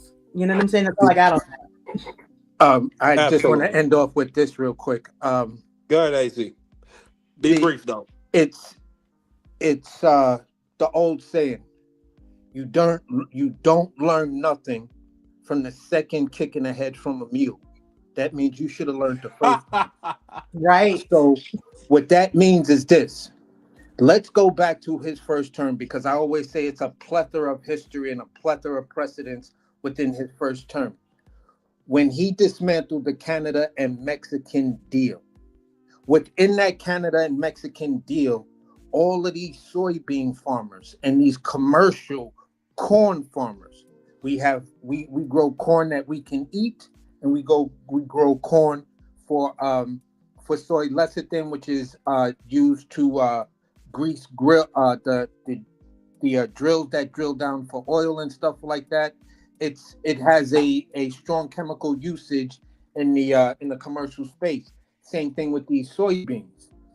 These soybean farmers signed multi-year deals to have their soybeans and their corn be on this market, be on this global market. Through these policies, we had direct people that were gonna buy X amount. So you had a quota. The same way if people sit there and look at the crab show, the crab fisherman show, Deadliest Catch. Each one of those fishing boats has a quota. Neither one boat is there to get all the crabs. They have to split it. That's kind of how things were working with the soybean market. Then when you change that, you then screwed all of those soybean farmers over. Then your second term, those same guys voted for you in the second term, saying that he's going to fix it now. Boys. Yeah, the bootstrap boys. Then he tariffed those countries, ensuring that now they don't even want to deal with you. No one is buying USA commercial corn or USA commercial soybeans. That shit is just dying in the fields. And the crazier part, AC, we sent $40 billion. We did a currency exchange with Argentina. We sent them 40 billion USD, and then we took their piece of shit pesos, which they're probably never gonna pay down on. And after we subsidized their economy, because we tariffed the hell out of China, China went to Argentina and bought their soybeans. Yeah. And after we tariffed the hell out of Brazil, China went and bought Brazil's soybeans. Yes. And said, F the American farmers. Just completely shut us out of the market. Right. That's why this stuff is dying in the fields, and these American farmers. And they're gonna vote for him again. Like, that's the thing that kills me about these dummies. Yeah. It's like, bro, this man just ruined your entire life. Your generational wealth that you were trying to create, and the original contract, you would have created that generational wealth through farming, through agriculture. Now all of that is completely gone, wiped out, because the world don't want your soybeans. In fact, the Right. world is saying, you know what? The Brazil soybean and the Brazilian and the Argentinian soybean has a lot more substance to give. So we can stretch this stuff now at a longer usage. So he just screwed over huge sectors of agriculture, and at the end of the day, this is why they're gerrymandering the crap out of everything. And I don't want to get too ahead of anything, but you can understand why they're gerrymandering. It really ain't got that much to do with black voters. That's the distraction.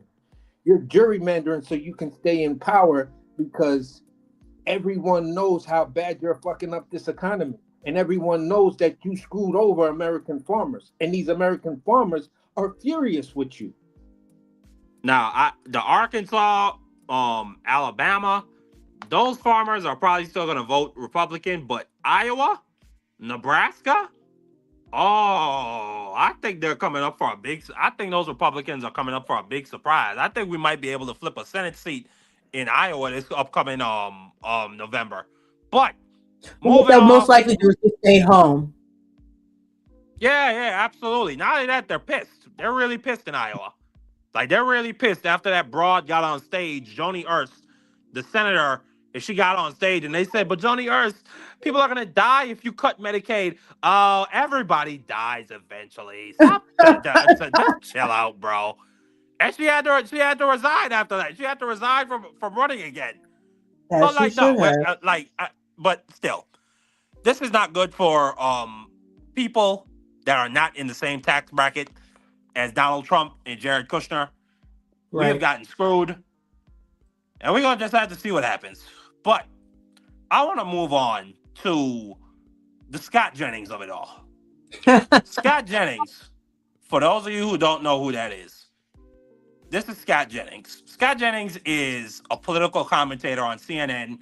He is a staunch MAGA cultist. I mean, like, he massages Donald Trump's balls with his tongue every single day he gets on TV. And he does it in the most, like, he is the most smug prick that you will ever see. Like, he doesn't care if he is getting beat half to death with the facts. He will just, like, do this thing where he says, oh, well, Joe Biden, and you didn't say that when Joe Biden was in office. And then he'll, like, smirk turn to the camera and smirk like he knows, oh, I know Daddy Trump loved that one. So, Scott Jennings, now on top of being one of the biggest, most smug pricks in the MAGA cultist political commentator movement, he has now decided to combine that with being a tough guy. And he got into a heated exchange with up-and-coming superstar, political commentator, independent podcaster, Adam Mockler. Adam Mockler, for those of you who don't know, check him out. Yeah, I love that kid. He is great. He's a great young, I think he's 22 or 23 years old. Hasn't even been to college, but he is a great young debater. He has his own independent media company, Mockler Media. On top of the fact, I think he's a part, he might also be a part of Midas Touch as well. He is a young phenom coming up in the game. He is like right now, he's like a young Cooper Flag. You know what I'm saying? Like, to me, the two best political commentators in the game right now are Stephen Bonnell, aka Destiny, and Mehdi Hassan. Like, to me, those two are like LeBron and Michael Jordan. But Mockler is like a young Cooper Flag. Like I said, he's a young GOAT in his own right coming up. But I just want to play this exchange because Adam Mockler was on CNN and he was cooking Scott Jennings. And Scott Jennings got pissed off and decided to act like a tough guy. And then, like, literally, I think the next day, he comes on TV with I think his name is Michael Eric Dyson, and acts like a tough guy again. I just want to play this, then give my comment. I was only a few years old while you were in the administration defending prior endless wars. Now this war is failing. 8 weeks is endless to you? Okay, you said it was going to be 4 to 6 weeks. You have the attention span of a gnat? Homie, I debated you on TV 4 to 6 weeks ago, and you said we were weeks away from it. Now you're making condescending remarks because you can't defend the fact that this war is not going your way. Wait, one more time. Not going name one political concession. Name one political concession. Hey, whoa, honestly, I'm not going to have this guy's everybody, in my face. Everybody, hang tight. Honestly. Okay. No, everybody, calm down. A few moments later. You've done an analysis of walls. Are there any lies that Donald Trump tells that you are disturbed by? I don't want any politician to lie ever. I wish they would all tell the truth all the time. That was a Kamala Harris ovation. What is a lie that Donald Trump Look, first of all, I don't answer to you, and I don't answer to you. That's number one. Number two, it is my sincere. Well, I don't answer to these two guys. You know, I want to resolve this with you putting your finger in my face. Let me finish, sir. Let me finish. You put your finger in my face and you were aggressive and you said you don't answer. Let me ask you a question, though. I don't. You don't ask me a question. I thought you told us, Abby, that we all should speak among each other, not wait for you. And if it's all right, you're going to ask me for my number after the show? Hang on, Scott and Michael. Brother, don't start. In the spirit of conversation at the table, we're going to... I mean, did you see that? Like, this guy, first of all, Mockler's finger was not in his face. I just want, where is it? There it is. Adam Mockler's finger was well away from his face. Okay? Then with Michael Eric Dyson, look at him. He leans over and puts his finger in his. Let me say something right now. And I am not advocating for violence against Scott Jennings. But bro, you do not get to be a smug prick and a tough guy. One of these days, he's gonna fuck with the right one on the right day. And I'm not talking about Adam Mockler. Adam Mockler is 22 years old. He don't got no kids. He don't really got no that many bills to pay, so he don't really got that level of anger in him. I'm talking about one of these grown men like Michael Eric Dyson with a wife and kids. One of these days, Michael Eric Dyson might find out his wife cheated on him, or he might find out one of his kids is just doing stupid shit, and he might come to work pissed off. And I'm telling you, one of these days they're gonna go to commercial break, and one of these dudes are gonna put hands and feet on Scott Jennings. They're going to test that tough guy in this. Because I'm telling you, Scott Jennings is a fucking punk. He's a punk. And I'm going to go into what, let me just do it right now. So on top of being a smug prick and a fake tough guy, it's now been exposed. And I got this information by way of Rose T. Shout out to Rose T. That Scott Jennings is now being exposed as an undercover fudge packer. This is from a Mr. Chef Joe Guerra. And by the way, Mr. Chef Joe Guerra is not, or just Mr. Joe Guerra, however you want to say it. He is a chef. He owns a catering barbecue business called Keystone Barbecue out in North Carolina. And this is somebody with a serious business. This is somebody who has received awards for his cooking from Food and Beverage Magazine. So this is not like just some random person on Twitter with nothing to lose, just running off their mouth. Joe Guerra exposes Scott Jennings as an undercover fudge packer. I'm not playing, and I'm going to read these tweets. And I want to thank Rose T for sending this to me because I probably wouldn't have even noticed this. Like, this stuff is about 12 days old, and I didn't even catch on to this. Somebody who's as tapped into the news as me. But let me read some of Mr. Chef Joe Guerra's tweets. It says, "Hi, Scott. You may not remember me from my Broadway performing days in NYC, but you're a complete lying asshole. So here it is. Scott Jennings swings both ways. Not that I care. Who gives a crap?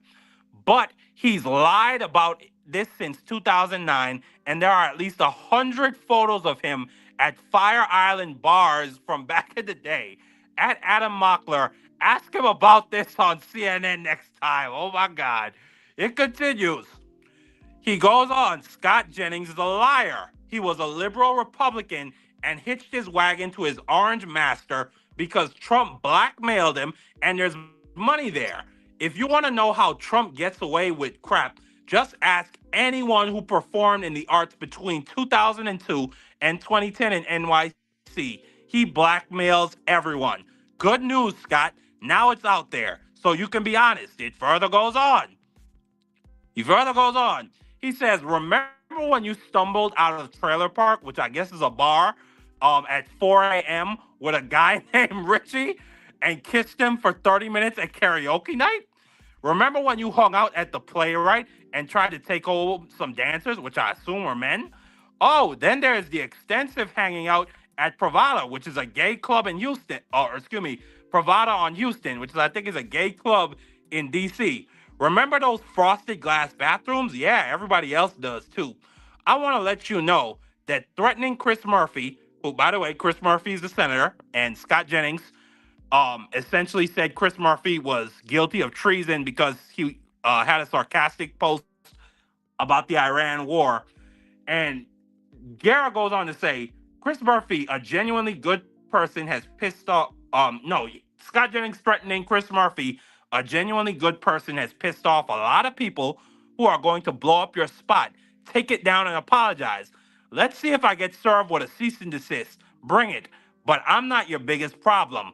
I'm just a messenger. And this man goes on even further, AC. He then goes on to drag the Trumps into it. He says, another fun fact for those people who I know that will reject this.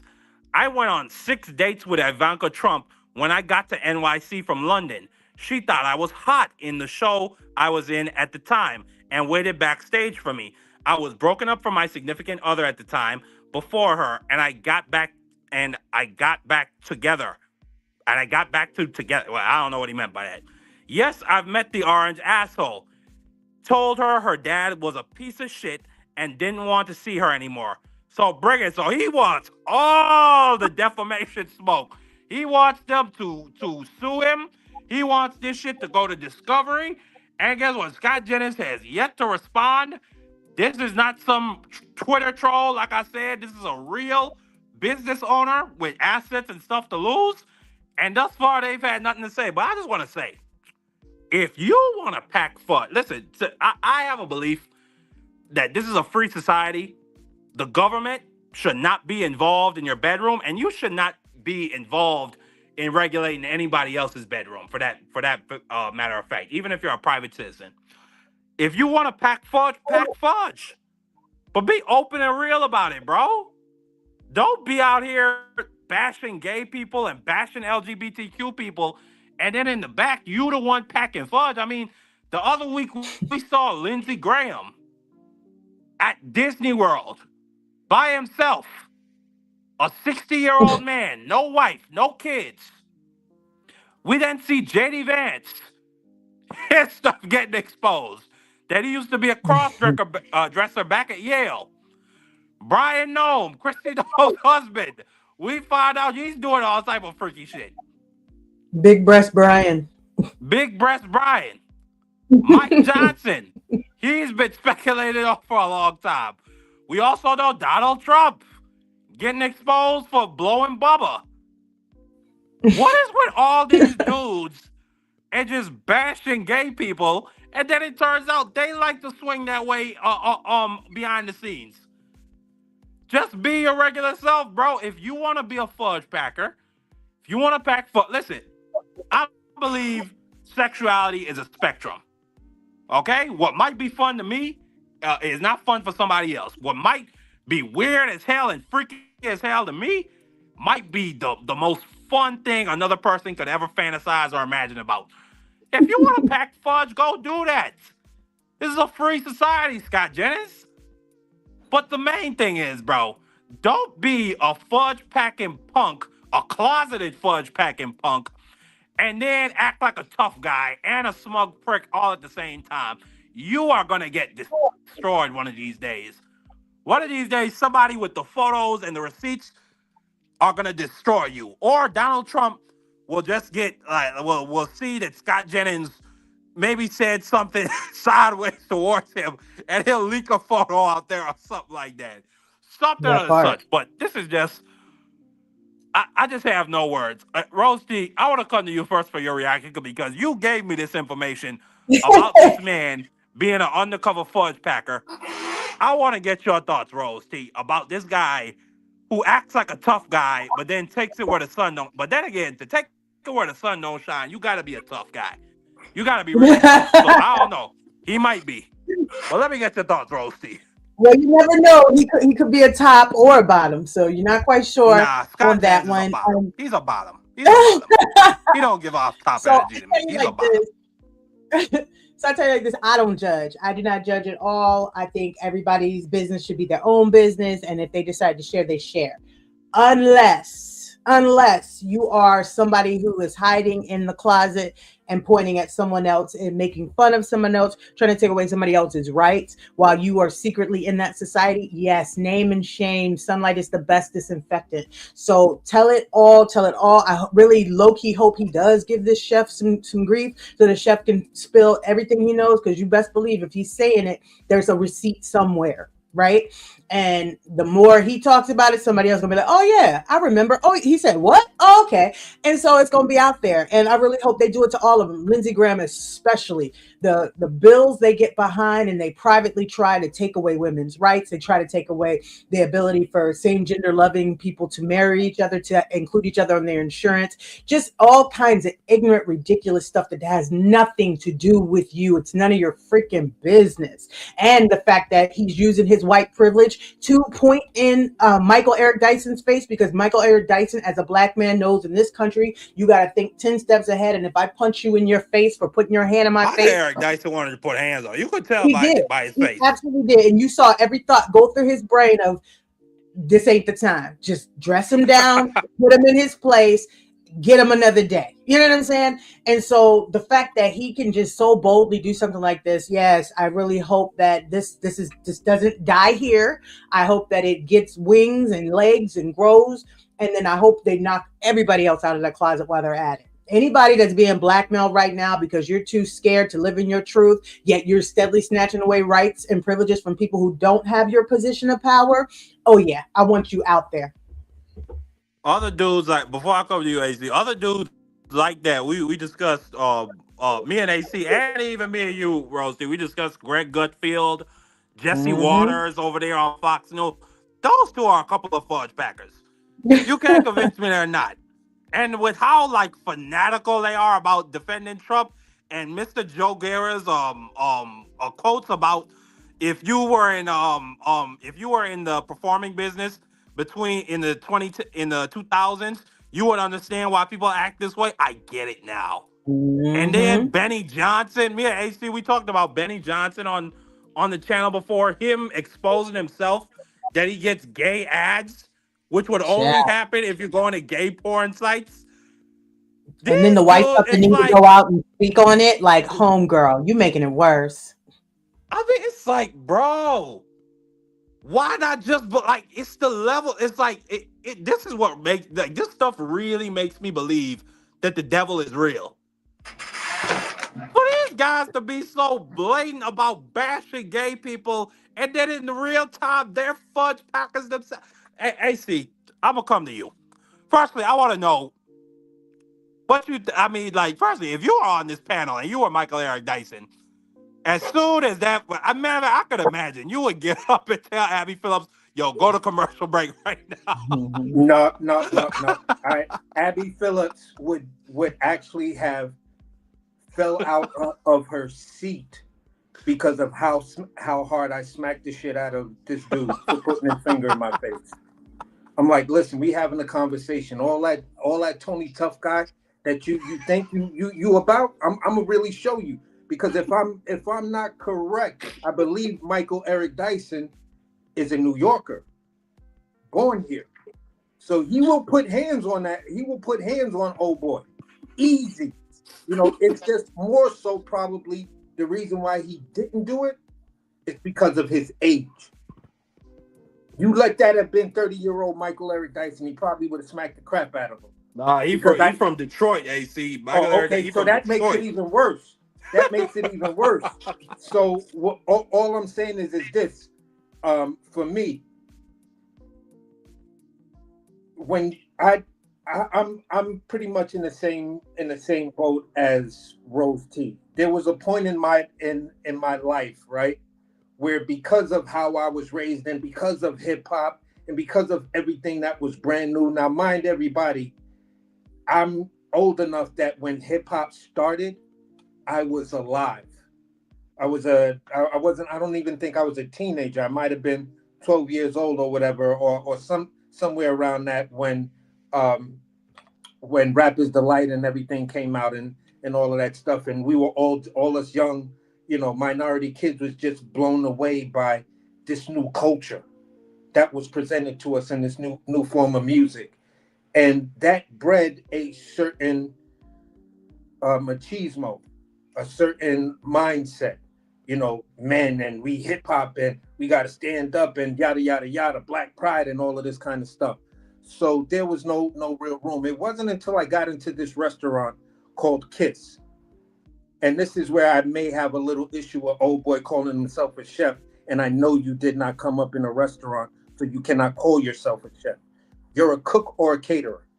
And I had that issue with anybody, even one of my good friends, Josh. I respect that. I respect that because you could really talk about it. It's like you a soldier, you've been in that field. So I get what you say. I respect that. So I'm not going to make that the issue, but it's just my little pet peeve.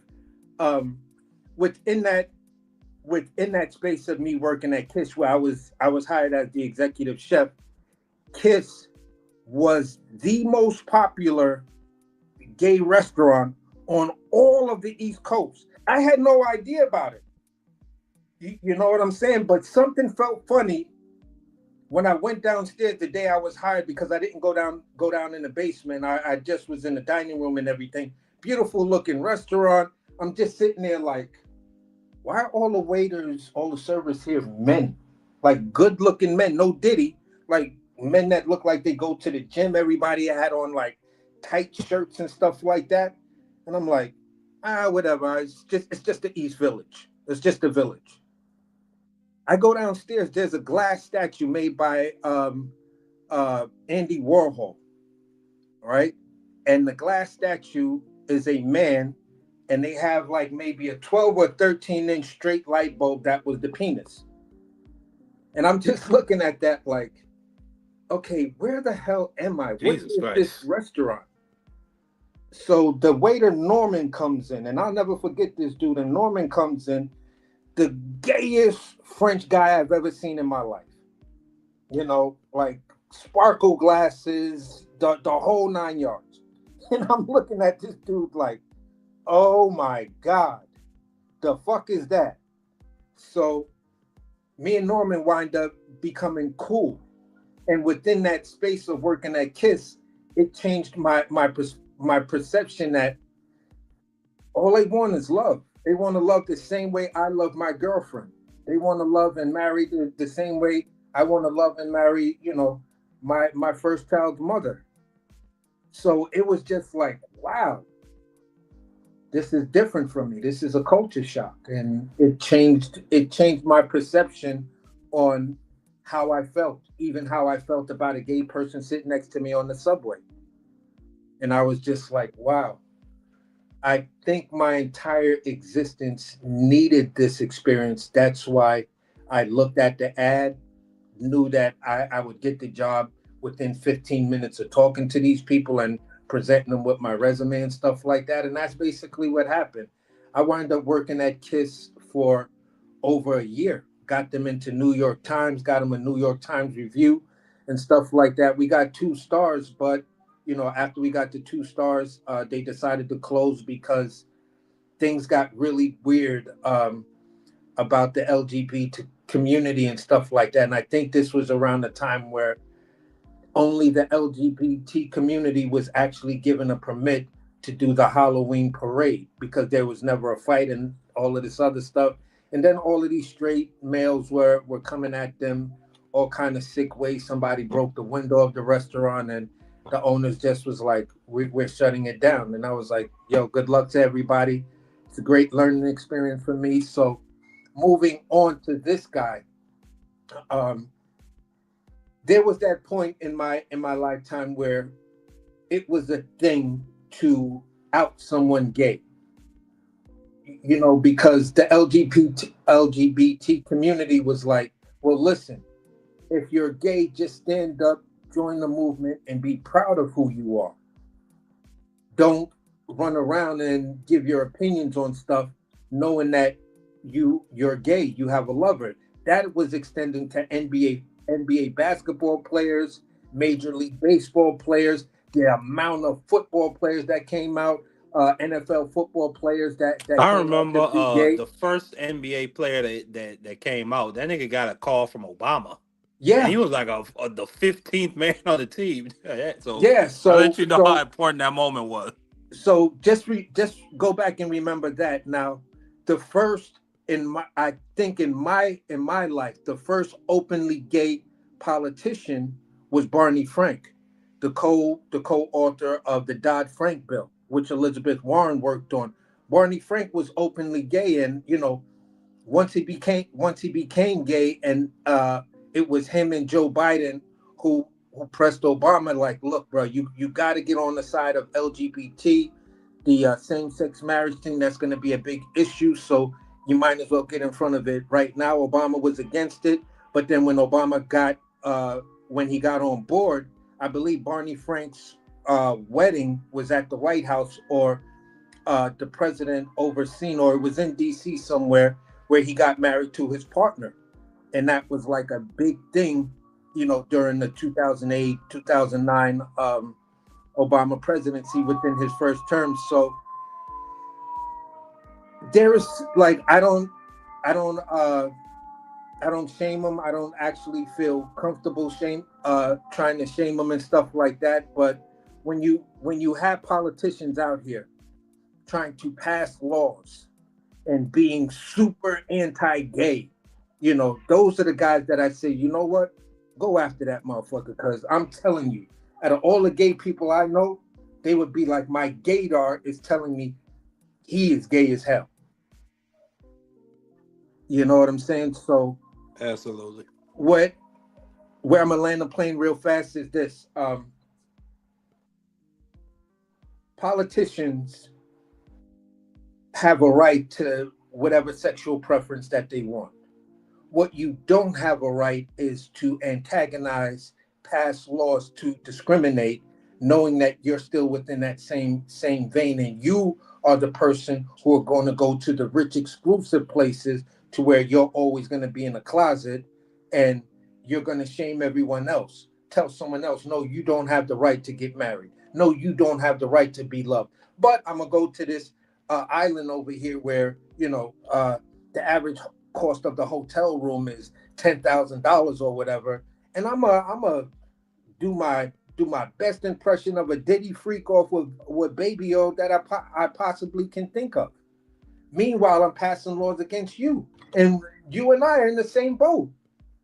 So that's the issue I have with a person like Scott Jennings. Just be yourself. Absolutely. Be yourself. Stop shaming other people for being themselves, and then you in the back packing fudge or getting your fudge packed. And what I'll say, and it's so amazing. This is my brother in the chat. Well, my good friend, my partner, no evidence 340. He's from where I'm from. I think he might be from St. Thomas. I'm from St. Croix. He's from the Virgin Islands.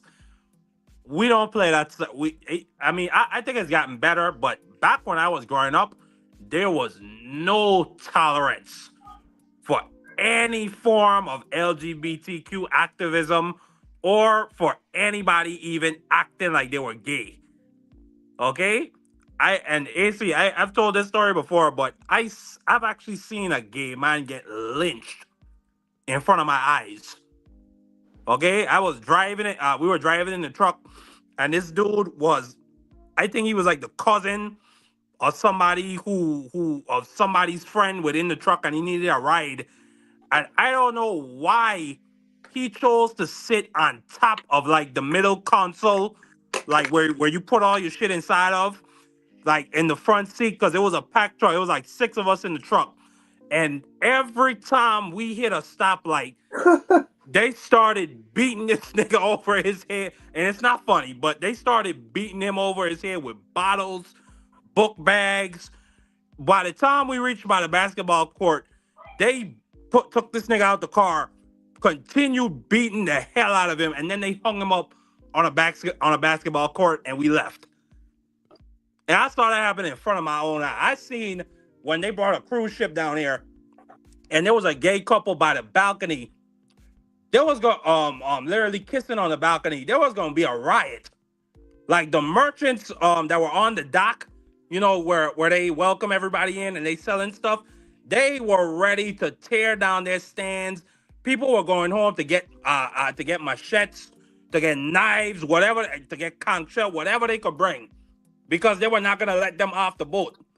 Now I say it's gotten better, but I don't judge anybody for what they do behind their closed doors. Okay? Because there are worse things in this world than being gay. You could be a thief. You could be a murderer. You could be a rapist. Which our president is all three. On top of being a closeted fudge packer. So I don't judge nobody for what they do. On top of the fact, I found out that my godfather is gay. And I found this out really late in life. I thought like he has his partner for years. I thought that was just his really good friend from college or whatever. I thought that was I thought that was his business partner. I find out that that's his partner. Yeah. And I had to sit there and be like, do I really care? Like, this guy gives me $100 for every birthday. I give him a hug every time. Even now that I'm 26 years old, I still hug this man and I run to him when I see him. Like, I love him to death. So, and when no evidence makes this comment, I understand where that comes from. But I think that, like, we as human beings, we have to understand that we need to move past this. We're not animals. We're not necessarily biologically predisposed to any one thing. Humanity by itself is a spectrum. You find a different spectrum of cultures and beliefs. And you even find, and like I said earlier, you find spectrums when it comes a spectrum when it comes to sexuality. What might be fun to me is not fun to somebody else, and what might be freaky and weird as hell to me might be fun to somebody else. So Scott Jennings, Mike Johnson, Lindsey Graham, come out in the light. Like Rose T said, that sunlight is some of the best disinfectant you could have. Stop shaming gay people and then getting your fudge packed in the background. Be real with yourself, bro. What's the Spanish guy who was who was always lying and stuff like that, Republican, that the Republican Party accepted him? George Santos. George Santos. So George Santos had the makeup, he had the cross-dressing, like he had the lipstick, the eyeliner, the whole 9 yards. And, you know, the Republicans fought tooth and nail so George Santos wouldn't lose his seat. So what we're saying is simply this. If you have an issue with gay people, that's a you problem. You can have that issue as long as you want to. Your issue could be based on your religious belief. Your issue can be based on your community beliefs, or whatever, or a combination of both. You know what I'm saying? But at the end of the day, I'm not telling you you're right. I'm not telling you you're wrong. I'm telling you me as the individual who I am. I've had experience with working with them. Like Marky Dan said, one of a family member of his through marriage or relationship is gay. My cousin Charles, who passed away. My sister's gay. Yeah, my cousin Charles, who passed away. His mother Lucy was gay and she had a partner. I thought, that's why I laughed when Marky said, I just thought they were good friends. I just thought, like, swear to God, I see my whole life. Yeah, we just thought that, you know, they were roommates. Like, these were just two women that lived together, like, you know, like women you see on sitcoms in the 70s and 80s and stuff like that. You know what I'm saying? So we didn't think of it like that until it was her son, Charles, who told us, no, my mother's gay. And we were like, nah, bro, that's nah. They just live together. They homegirls. They share the apartment or whatever. He was like, have you ever seen either one of them date or talk about another dude? And I was like, nah. He was like, I'm telling y'all, my mom's is gay. And we were like, no, we couldn't accept it. You feel what I'm saying? So we're debating my cousin over it. So at the end of the day, it never played on us. So why should it matter as an adult? Yeah, I went through that moment, But to no evidence, my brother in the chat, he says that it's a sin, fam. I'm rocking with God's word all day. Let me tell you something. That's the idea of homosexuality being a sin is only explored in Leviticus. So that's not a New Testament thing. Jesus never admonished homosexuality. The most Jesus ever said was that marriage was between the man and the woman, and he didn't explicitly say that. He just said that he just only talked about marriage between men and women. But let me just say this. Hold on, I just want to give him this. I just want to give him this fun fact. It's real short. I got some fun facts for him too about the old. But let me just say this: in the Old Testament, it talks about boiling little children in milk if they misbehave, and stoning children to death if they misbehave. It talks about a sin. It would be to mix different fabrics. That's a sin. Planting different seeds in the same field is a sin. Eating pork is a sin. Eating shellfish is a sin. So it's like, bro, like, I mean, you gotta decide which. So if that's the case, you probably violate quote unquote God's word every day. You're not even supposed to mix T said in chat, I'm gonna let you go, AC. So what Rose T said in the chat, judge lest ye not be judged. What Jesus Christ is, one of my favorite quotes from Jesus Christ when they're about to stone Mary Magdalene to death.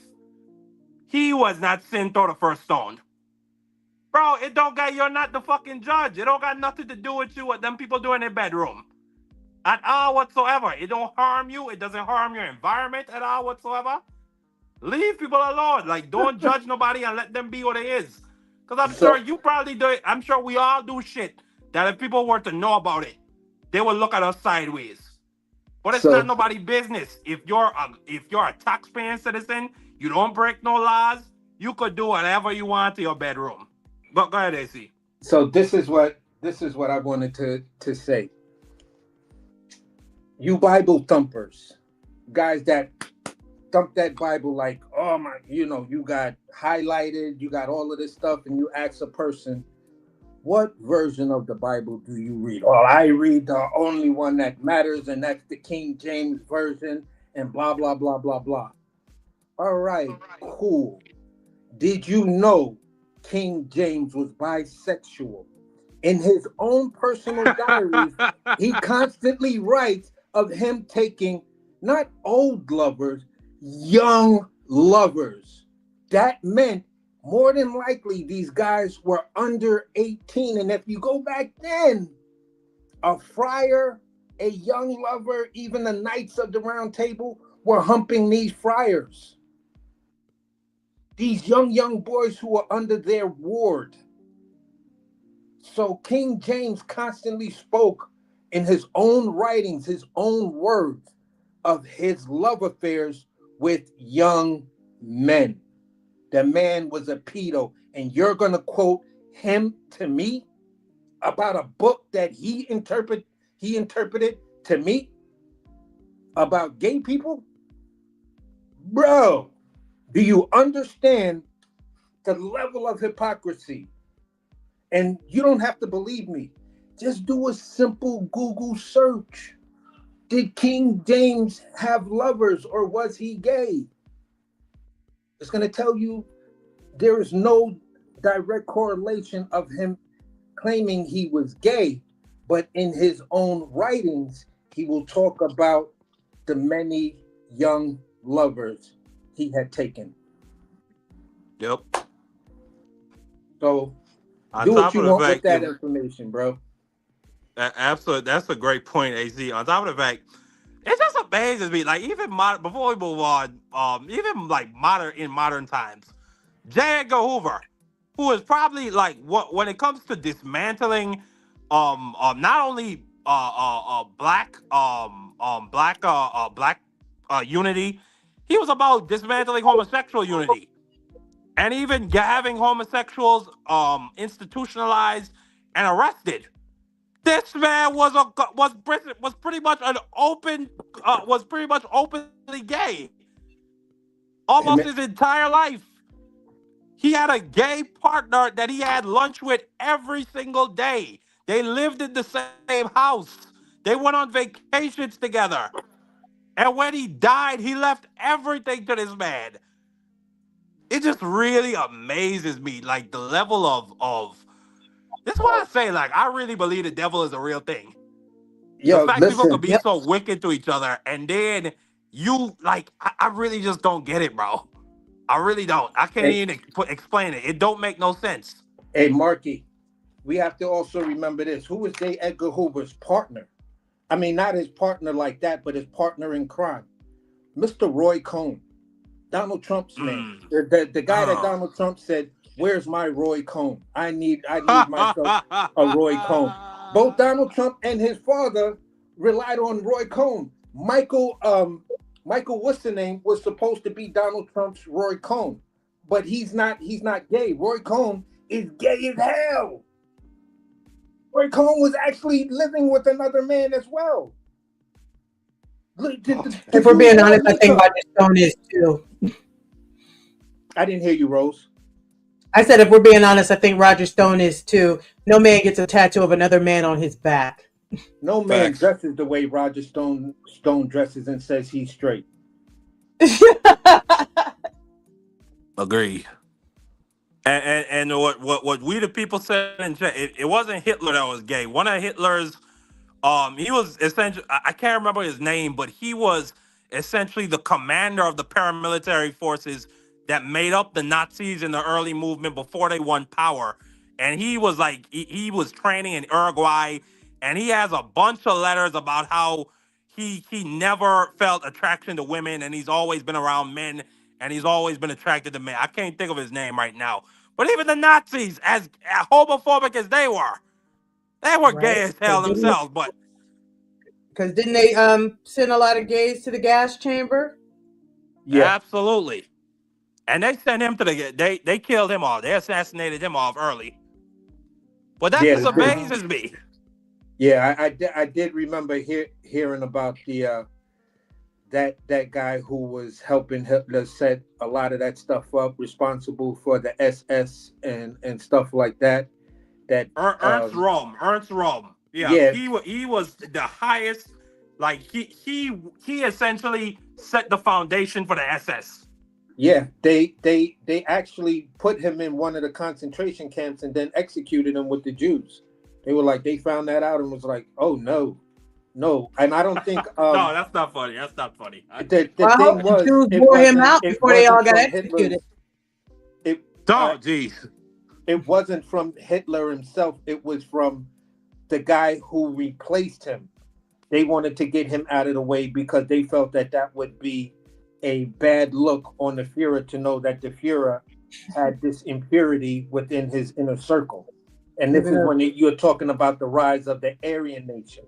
And when Hitler got into UFOs and ancient stuff and stuff like that, they wanted to really purify his inner circle. And unfortunately, anyone who was mixed, and that's the crazy part, because you go after certain people, but your leader has that same blood in him. That part. Of the people that you're going after. One of Hitler's parents, and even in his bloodline, showed Polish Jewish blood in who he was.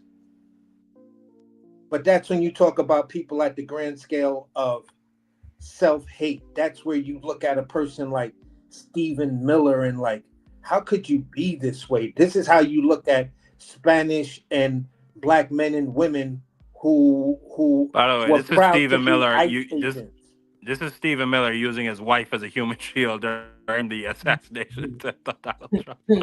You just look at them and say, you hate yourself that much that you think by the way, this broad something. looks like Stephen Miller with a wig. Yep, they look just alike. I think evil has a face. They're just perfect for each other. But I'm gonna move on. That was a fun topic. Scott Jennings Be your real self, man. Stop hiding. Come out the Right. closet. Live Stop out being loud, Scott. Yeah, stop being an undercover fudge packer. But I want to take us to the final topic of the night. This is something crazy that I've been tapped into for the past couple of days.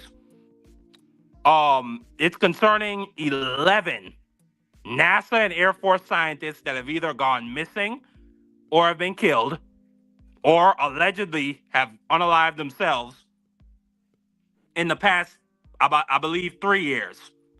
So I want to play this video. Then I want to get into specifically 2 of them, and then we're going to comment on it. Newly revealed messages have drawn even more suspicion about the resurfaced death of one of 11 scientists with ties to America's space and nuclear secrets who have mysteriously died or disappeared. Anti-gravity researcher Amy Eskridge allegedly died from a self-inflicted gunshot in June of 2022 when she was just 34 years old, according to the Daily Mail. However, Frank Milburn, a retired British paratrooper and intelligence officer who says he was in contact with Eskridge before her death, shared shocking messages with the outlet. One dated May 13, 2022 read, "If you see any report that I killed myself, I most definitely did not. If you see any report that I overdosed myself, I most definitely did not. If you see any report that I killed anyone else, I most definitely did not." Milburn says Eskridge told him that she had been the target of repeated physical and psychological attacks, including from a directed energy weapon, a device said to emit focused energy capable of causing burns or other physical harm. The researcher specializing in anti-gravity, which is a staple topic among UFO enthusiasts, also mysteriously warned in a 2020 interview that her life might be in danger while discussing her research company, the Institute for Exotic. I started the Institute for one reason. One reason, the Institute. I started it as a public-facing persona to disclose anti-gravity technology through, because I told Mark this. If you stick your neck out in public, at least someone notices if your head gets chopped off. Eskridge also revealed that she had been receiving threats and that she had plans to disclose information about UFOs and extraterrestrials to the public. Her death was ruled a suicide, and neither the police nor the medical examiners have publicly released any details of an investigation into her death. Eskridge's death was unearthed after an already growing web of concerning deaths and disappearances of NASA scientists and individuals with ties to U.S. space and nuclear secrets. House Oversight Committee Chairman James Comer warned Fox News that something sinister could be happening and that the matter raises urgent national security concerns. Yeah, when I first heard about this, I thought, well, that can't be true. That sounds like some kind of crazy conspiracy theory.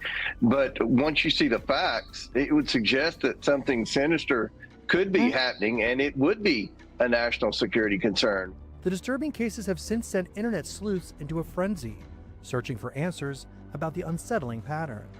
Michael David Hicks, who worked at NASA's Jet Propulsion Laboratory in Flint Ridge, California, as a research assistant, passed away at the age of 59 in July of 2023. However, there's no public cause of death or autopsy for Hicks' passing, nor any mention of how he died in his obituary, although it does ask for donations in his memory to go to Alcoholics Anonymous. 3 other scientists with ties to NASA's Jet Propulsion Lab, or JPL, have either gone missing or died over the past few years, even as recently as February. On February 16, 2026, renowned astrophysicist Carl Grillmeyer, who worked on NASA's Spitzer Space Telescope, was suddenly and shockingly shot dead on the porch of his home in California. His shooter, Freddie Snyder, was arrested and is currently in jail. However, a clear motive has yet to be established. Another researcher at NASA's JPL, Frank Mywald, died in July 2024 at the age of 61. Like Hicks, there's little to no public information about how he died. JPL's former newly appointed director of its materials processing group, Monica Reza, mysteriously went missing in June of 2025 while hiking with friends in the Angeles National Forest in California and hasn't been seen since. Reza's research in materials science was funded by the Air Force Research Laboratory at Wright-Patterson Base in Ohio, which is long rumored to hold extraterrestrial debris tied to the famous 1947 Roswell crash. The Air Force Research Lab was headed up by retired Air Force General William McCaslin, who also has shockingly gone missing. McCaslin mysteriously vanished on February 27, 2026, from his Albuquerque, New Mexico home, along with a pair of hiking boots and a .38 caliber revolver. McCaslin was also the former research commander at Kirtland Air Force Base in New Mexico, which works closely on national security projects with Los Alamos National Laboratory, famous for developing nuclear weapons during the Manhattan Project. In June of 2025, 2 workers from Los Alamos, Anthony Chavez and Melissa Casillas, vanished from their homes in eerily similar circumstances. Chavez, age 79, was last seen leaving his New Mexico home on foot, leaving behind his car, wallet, phone, and keys. Casillas, age 54, was last seen on camera walking alone on a highway, also without her wallet, phone, or keys, after telling family members she would be working from home, Dateline reported.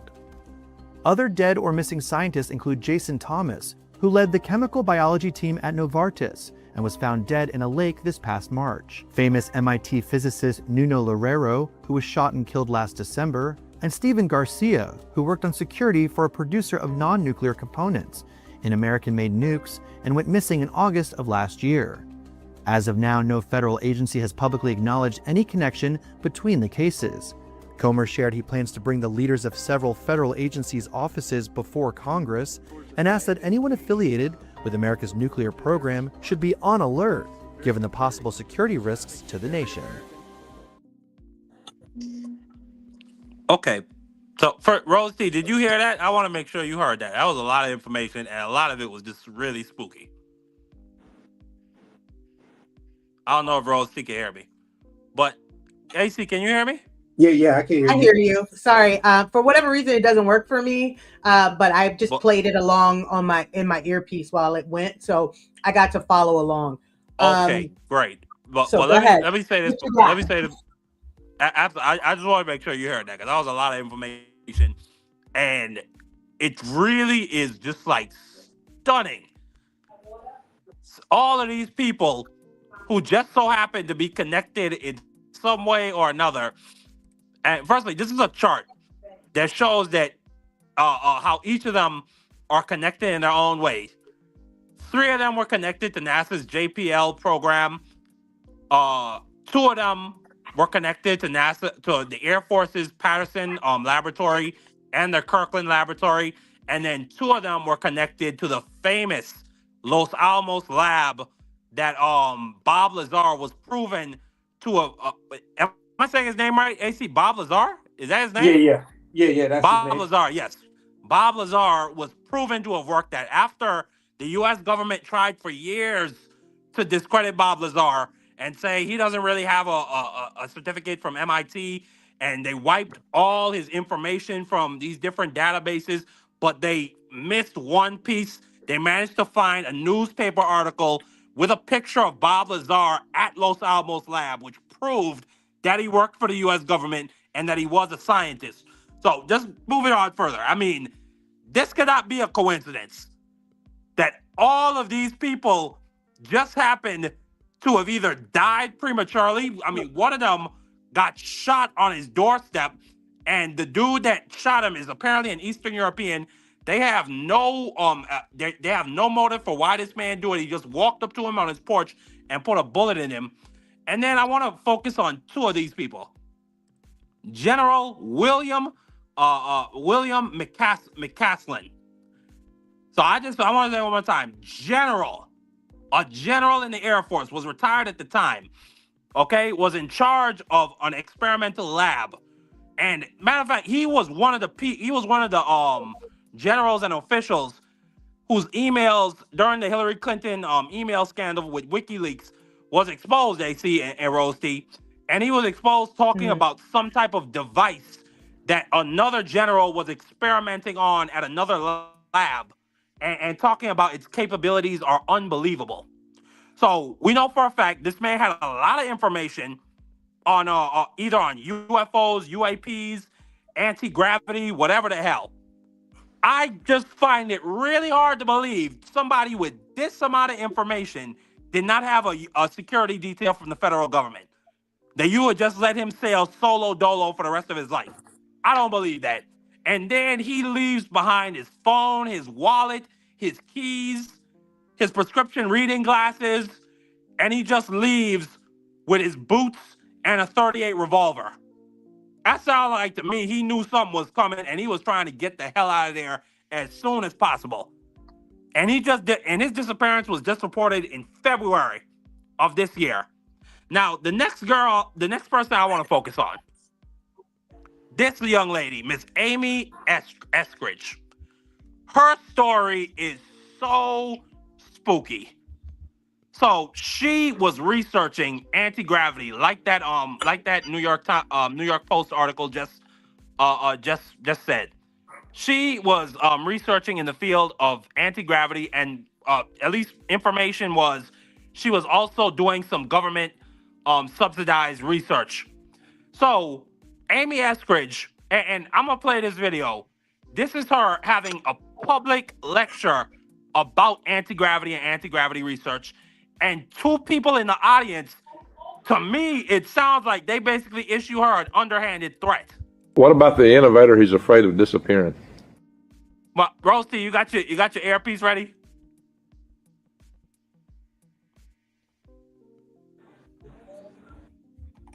I'm gonna assume that's a yes. I'm gonna just play it. Yes. What about the innovator who's afraid of disappearing?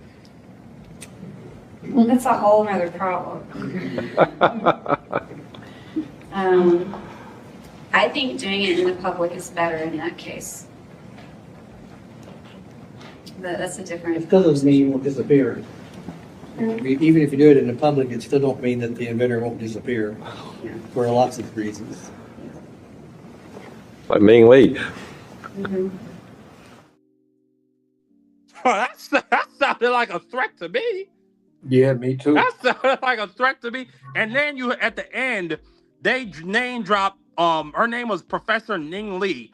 She was another scientist, and specifically, she was a government scientist who was researching anti-gravity, and she got hit by a car and was paralyzed from the neck down for the rest of her life.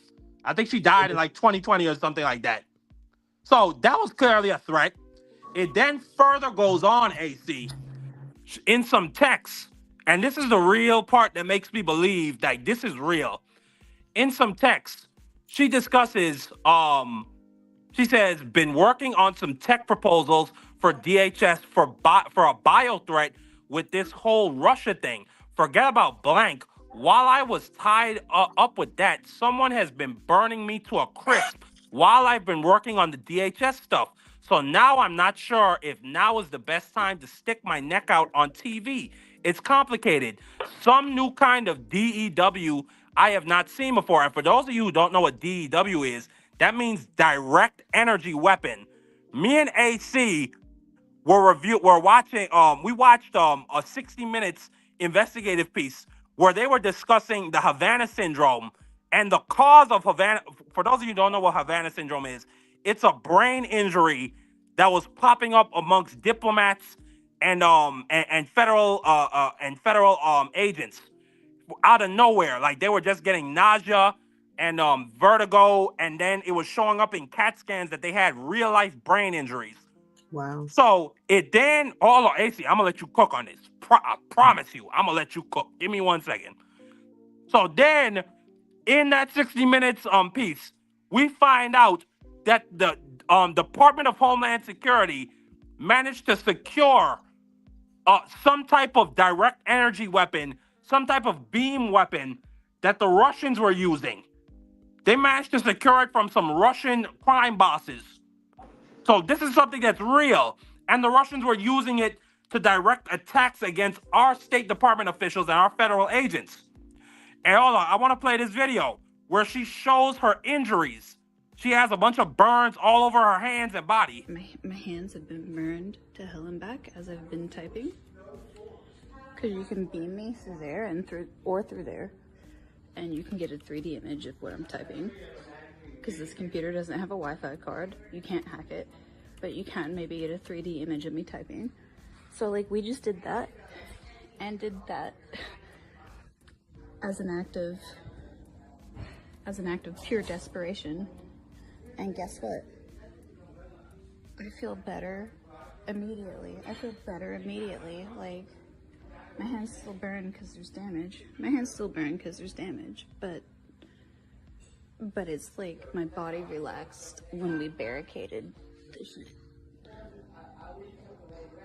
And it was like, oh, like relief, like immediately.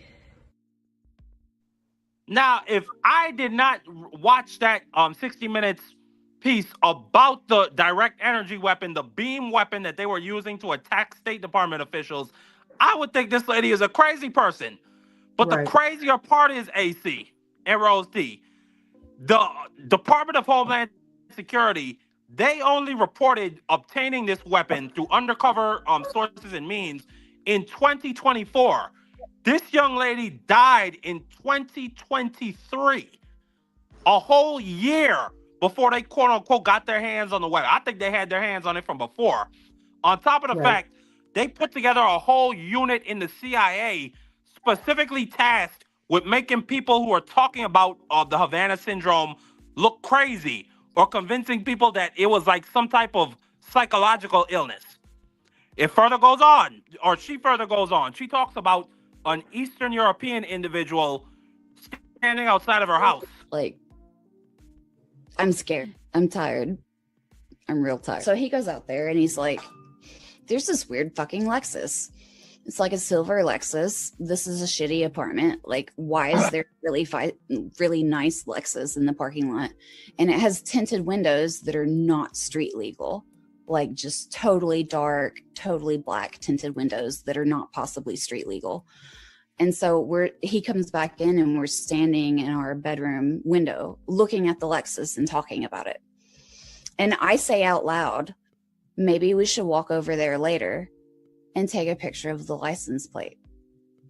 Because the Lexus is across the parking lot from us, but it's backed in, so you can't see the license plate. Within 2 minutes of me saying, hey, we should walk over there later and take a picture of the license plate, we were still standing there at the window looking at it, talking about it. And an Eastern European looking motherfucker with a black beanie, dressed all in black, in his 50s or 60s, walked out of the apartment directly across from ours holding a license plate.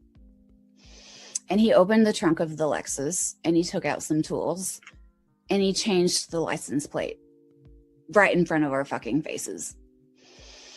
And then he walked back to his apartment and he put the old license plate on the front patio and went inside, left it outside. And it was literally like, come get the license plate. I have more. I have more where this came from. Come get the license plate. And then after that, the Lexus started tailing me. And every time I saw the Lexus, it had a different license plate. It would be like Alabama plates, a different state plate. It would be random dealer plates, none of which were local. Just like cardboard temporary dealer plates, none of which were any local dealer. I want to say it one more time. If I did not watch that 60 Minutes report, I would think this lady is crazy. But no. And I'm going to come to you, AC, then I'm going to go to Rose T. But I want to know I want to know each of yours, like, like, what you think this is, whatever, like, the craziest thing you could think of, the craziest conspiracy theory, or whatever you think. But let me just say this first. This could be, she was this close to finding anti-gravity, or experimenting on, or finding an experiment that proved that anti-gravity was plausible and it was something that could really happen. And either the CIA, or maybe private oil companies, or maybe the Russian government, I don't know, they decided, you gotta go, lady. Because we know that there are anti-gravity UAPs out here in this world. I remember that when they released those three, when they declassified those 3 videos of those UAPs, one of which was 2 fighter pilots that were chasing down a flying object that was moving at speeds that nothing on this planet is supposed to move at. This thing was moving so fast that the fighter jet's camera couldn't even keep up with it. And those fighter jet cameras, they're designed to follow things that can move at the speed that can break the sound barrier. So the idea that something that fast is on Earth, it has to be anti-gravity science. And I believe this young lady was killed for whatever reason. I don't know why. But all I know is we know the energy beam thing is real. We know that she explicitly said that if they say I killed myself, I did not. And then she reportedly committed suicide about a month after she gave that interview describing that Russian-looking dude or Eastern European dude in the Lexus. On top of the way Miss Ning Lee died, on top of the fact that just all of these people have either died prematurely or have quote unquote gone missing. Like, I just have so many questions. Is this the CIA? Like, we know that they failed. They failed. I'm gonna let you come in, AZ. We know that they that's failed. not me. That's Rose. That's Rose, and I want her to. Oh, my bad. Well, let me just finish off by saying this. Then I'm gonna let you come in. Right. But let me just say that we know that the U.S. military, they had a Project Blue Book or Bluebird, something like that, where they pumped hundreds of millions of dollars into discrediting UFO UFO sightings. We know they tried as hard as they could to discredit Bob Lazar, but then history adjudicated everything Bob Lazar said as true. When Bob Lazar talked about I think it's element X or something like that, and then they said, oh, it's bullshit, it's not on the periodic table. 2 decades later, element X or whatever they call it is on the periodic table. Bob Lazar talked about Area 51 and all type of UFOs and alien body parts that were stored there. Area 51 is not a real place. It's a bunch of crackpot theories. Area 51 is a goddamn real place. So we know they failed to discredit Bob Lazar. So is it now they've decided, man, if these scientists are go rogue or they don't want to play by our book, kill them. Get them out of here. We're not playing with this. We're not going to even risk the chance that Russia or China or North Korea or even our allies in Europe, we're not going to risk that they could get anti-gravity technology and experiment on it and get ahead of us on this stuff. So if you don't get in line, you're dead.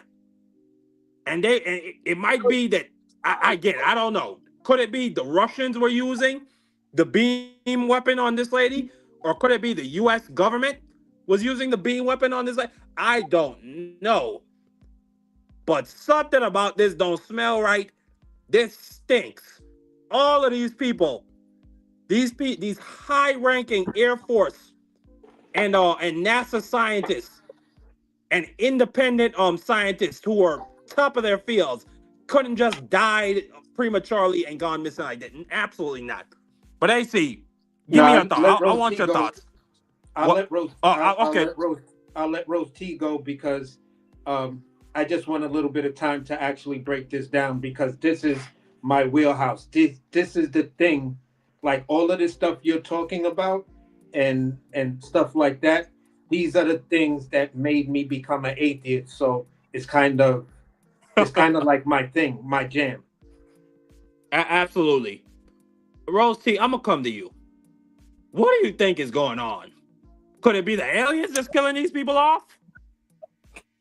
Okay, I will be quick because this is not my jam, and I have very limited, information as well as foresight on this. So I'm all ears. I am one to not believe in conspiracy theories. Matter of fact, the more conspiratorial it sounds, the less I believe it. However, 12 people going missing in like a couple of years, that is very strange. 12 people that have some type of relation, that's very, very strange.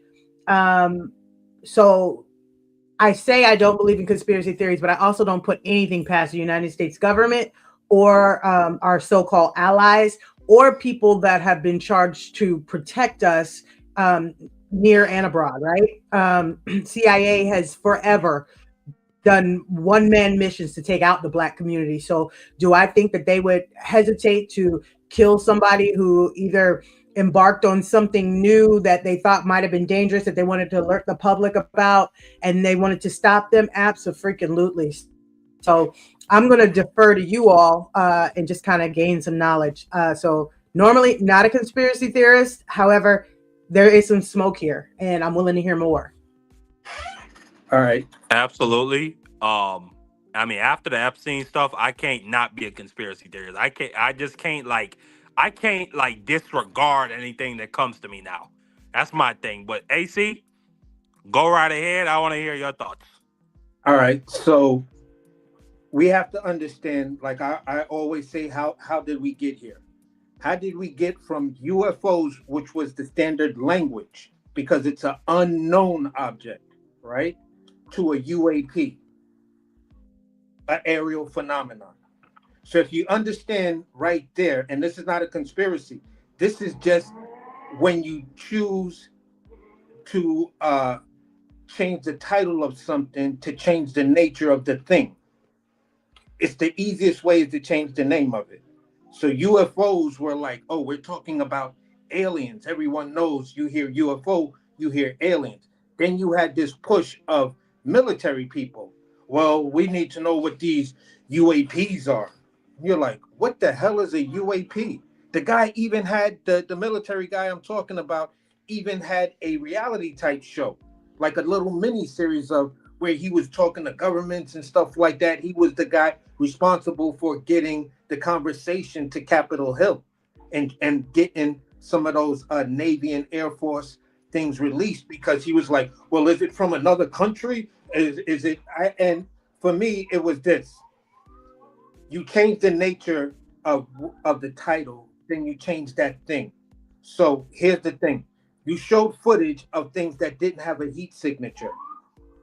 So that means when you look at propulsion or any major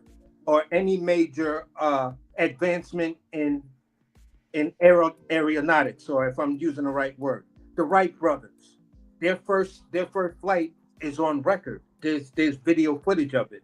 When jets were being made and rockets and the V-2 bomber, all of this stuff was, you've got video footage on it. Jets and propeller planes, video footage of it or film of it. Why all of a sudden, when it comes down to this new technology in propulsion that's supposed to be flying all over the world, where they're talking about this stuff is unknown phenomenon, it could be from another country, then where's the footage that country would say this phenomena that they're calling a phenomena, this is actually new technology in propulsion? What would that do for space travel? What would that do with creating new jobs? What would that do in every aspect that every major aeronautical advancement has done in the public space? What would it do for it? It will create a whole new class of millionaires and billionaires. And unfortunately, that's the result of it. So the point I'm making is this. This stuff has been going on since 1950. We talk about Bob Lazar a lot, but the other guy who actually gave Bob Lazar his real credibility between those of us who are in the ancient alien theory or theography, or however you want to call it, we always go back to Boyd Bushman. Boyd Bushman actually worked for NASA. Boyd Bushman was one of the top designers. Boyd Bushman's job was to help decode some of the symbols that were found on these crashed ships. Boyd Bushman told the world that, listen, you think Roswell only happened in the USA? Russia has their Roswell. Germany had a Roswell.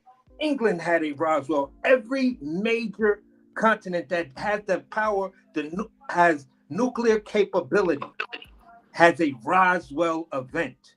Just go through the history books and you will see it. That tells you something different. That's not a conspiracy theory. That's telling you, okay, there is an extraterrestrial presence that is interfering with humans. It's in our DNA. That's why they talk about the unknown, because there's this portion of DNA that does not match anything else on the planet Earth, and yet humans are the only ones that have it. This is why we're the only creatures on this entire planet that have advanced the way we've advanced. We build shelters, which other animals do build shelters, but we build vehicles to travel from one place to the other. Other animals don't do that. Other animals don't design intricate systems of irrigation and things like that, like humans do on that scale. We create cities. So it's a bit different the way humans act, and some you get some weird people who say some weird things. But what you have to understand about those 13 scientists, they all had something to do, whether it was lineage or just studying Project Blue Book. That's the one thing that they had in common, and they all had something in common with working with UFOs. In some way, form, or fashion, this was technology that was taken from UFOs that all of them were working on. So when you look at it like that, that tells you something is different. Now, here's the crazy part. You have directors, movie directors. We have movies. We have Spielberg, we have Lucas, and the guy, I can't remember his name, who wrote Star Trek. They all, at one point, spoke with Lazar or Bushman. And you think, how could they write these stories? When you think about Close Encounters of the Third Kind, the majority of that movie were actually taken from people's testimonies from Project Blue Book. 10 to 15 people, scientists, and people who worked on Project Blue Book died mysteriously. 15 people, and there is no explanation. The guy who found the debris, the original farmer who found the debris of the Roswell crash, he passed away. It's his son who talks about what happened to his father. And his son is now under a gag order that he cannot speak about it. So here's a name for people. And I've been trying to find the video because I saw the video on a documentary that you just can't find anymore. His name is Major General John A. Stanford. Now, who Major General John A. Stanford is in 1954, he made a statement at the Pentagon in DC, because he originally made the statement at one of these air bases where he spoke of, and I quote him, he spoke of, I can't quote him directly, so I'm paraphrasing just to be clear. He spoke of the U.S. identifying at least 10 to 25 different alien species, from reptiles to humanoids. They're helping decipher their language. They're telling us where they have bases and stuff like that. So this was way back in 1950. He then comes to DC and to the Pentagon to testify of what he said on the base. He said, and he doubled down on it. This is one of the few generals and men in power that nothing has ever happened to him. That's weird, because this man is highly, highly respected. Highly respected. And he just dropped the beans. So when overall, and this is where I'm gonna land it, when you talk about, again, going from UFOs to UAPs, there is an agenda behind that title change, because the title change doesn't match the rhetoric behind it. Could this be something that's a danger to us because other governments, this is secret, this is their top secret thing? Who flies a top secret project in broad daylight over a city? You have the lights. You had that whole UFO situation, where that giant ship was floating over Arizona.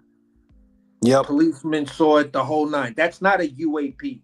That's not a No, yeah, phenomenon. AC, you got a bunch of stories out of close to your neck of the woods out there in New Jersey. Yeah.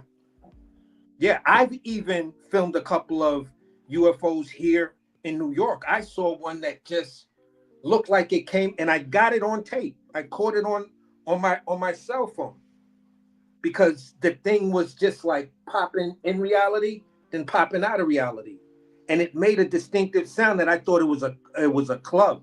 So I hurry up and grab my cell phone, an Apple cell phone, and I'm recording the thing. And as it's doing what it's doing and jumping from one part to another, I send it over to MUFON. I wanna play this video. This UFO video right here. This is what made me a believer. Cause my entire life, I just thought like the ancient alien people, all those. I just thought they were stupid. This video right here made me a believer. Dude, that is a fucking drone, bro. There's a whole fleet of them. Look on the ASA. My gosh. They're all going against the wind. The wind's 120 knots from the west. Look at that thing, dude.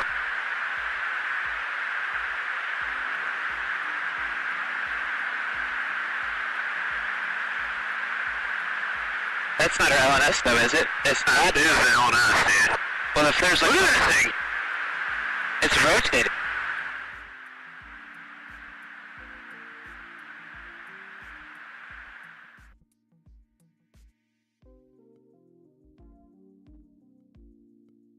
Okay, and that pilot, one of the pilots who was talking in that video was like the commander of all air assets in California. He defended Los Angeles during 9/11.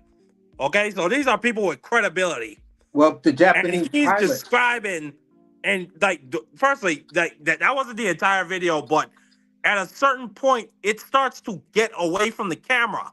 And when he was on Joe Rogan, he described that it was hovering above the water at first, and there was another like thing underneath the water that it was like corresponding with. Then it just shot up like out of nowhere, like no startup, nothing, just straight up in the air, and they couldn't keep up with it. Bro, the Go Fast video tells it all, because the Go Fast video, that's the one I believe you were talking about in the beginning when you opened the segment up. That Go Fast video, it shows the orb, and the orb is flying on top of the water. There's someone fires a missile, and it splits into two. So at first you see one object, then you see it split into two. Then the back half is hit by the missile. It doesn't break and hits the water. It stays floating, following the main part. And then they both coalesce together and the thing goes underwater. That's not something we built here on this planet. So again, when I hear like some of my top, guys that I follow in the intellectual space, when I hear Neil deGrasse Tyson, and he's one of my intellectual heroes. When I hear him talk about, well, when we find proof, and I hear, people like Anton Purvich that's always talking about black holes and space and stuff like that, and finding life on other planets, and they always try to relegate it down to finding life in frozen water. And you have to ask yourself, okay, then what's the Go Fast video? What's this? What's that? And what's that? If you're trying to tell me that life only exists in these small portions of water, and then you're trying to tell me the Permian theory, which then dictates that if there were aliens, more than likely they're gone and we won't see them again because it's too vast of the universe for them to travel and stuff like that. Then what about the Go Fast video and the video that Marky Dan just played?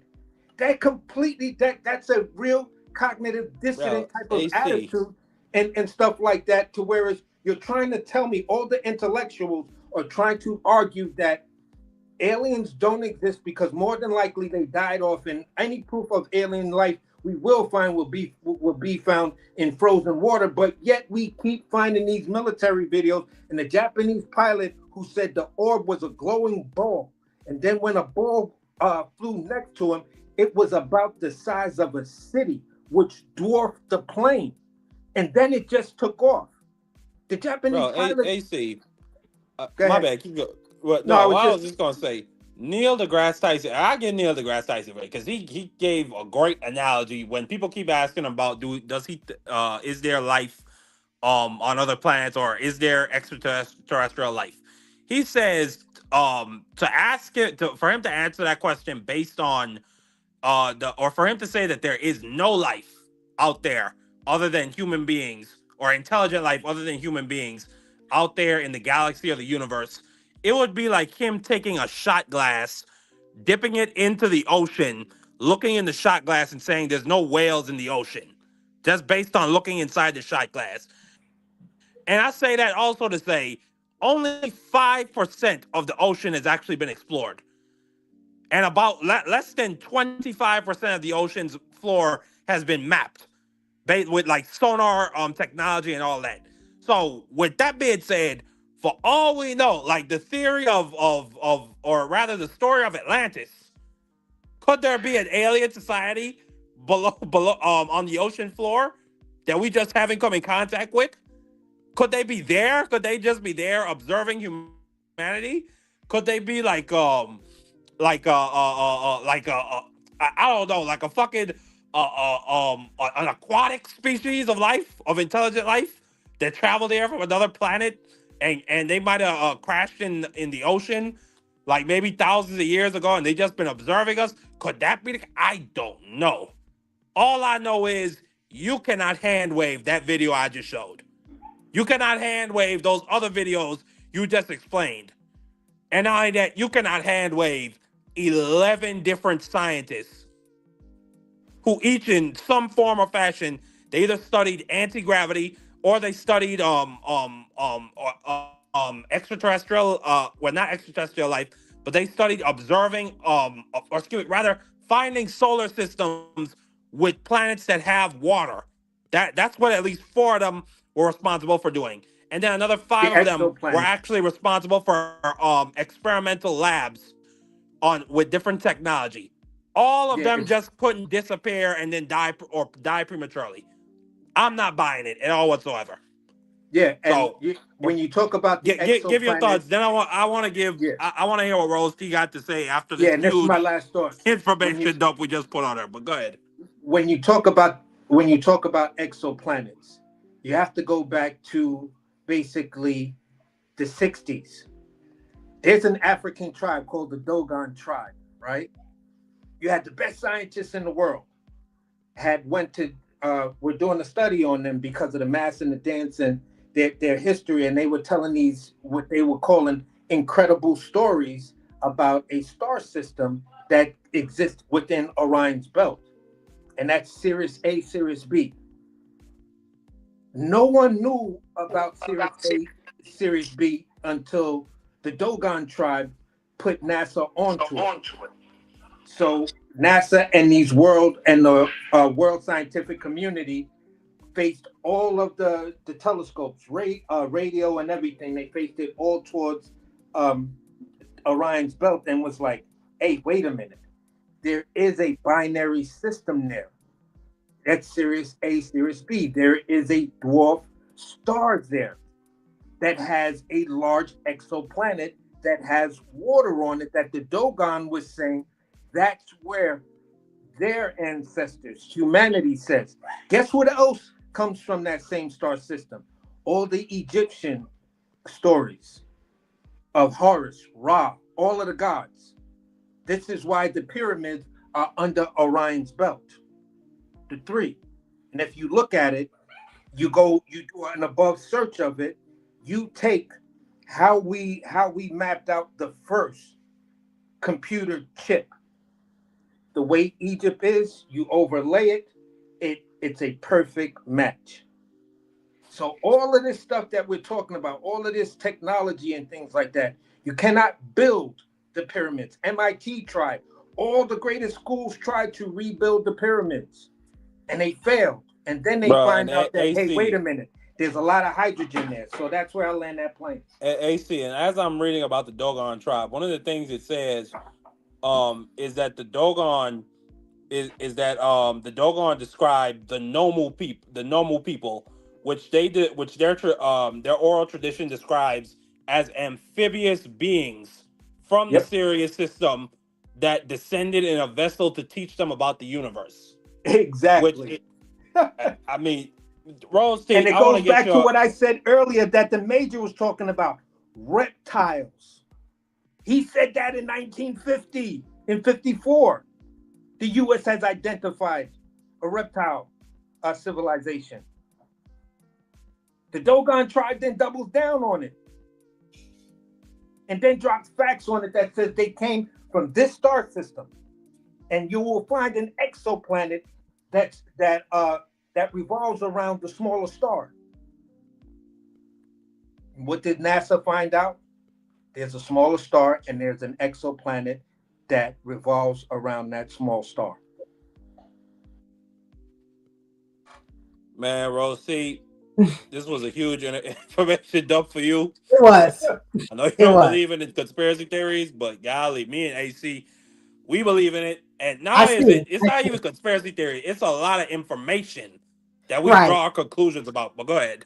Right. And it's only considered a conspiracy theory because there's no tangible proof, or, the tangible proof may be made to look crazy. So that's the only thing that makes it a conspiracy theory. Now, when you start talking about lizard people, that jacks me up just a little, because you got to remember, I am a product of the South. We are wrapped in clothed in the Bible. And so I was of the mindset that God made us here on earth. There is no other beings. It is just us. But as I've gotten older and gotten away from the Bible's teachings, and not completely gone, I still, love the Father, the Son, and the Holy Ghost, all that. But, just more information has come in. I don't know that we are the only beings in the solar system. I think that is kind of the height of audacity to think it's just us, right? Kind of like how Americans think everybody should know English in every other country. So right.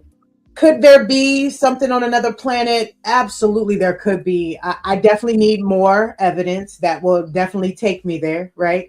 But I'm with you that it definitely seems like they're hiding something. Somebody's hiding something.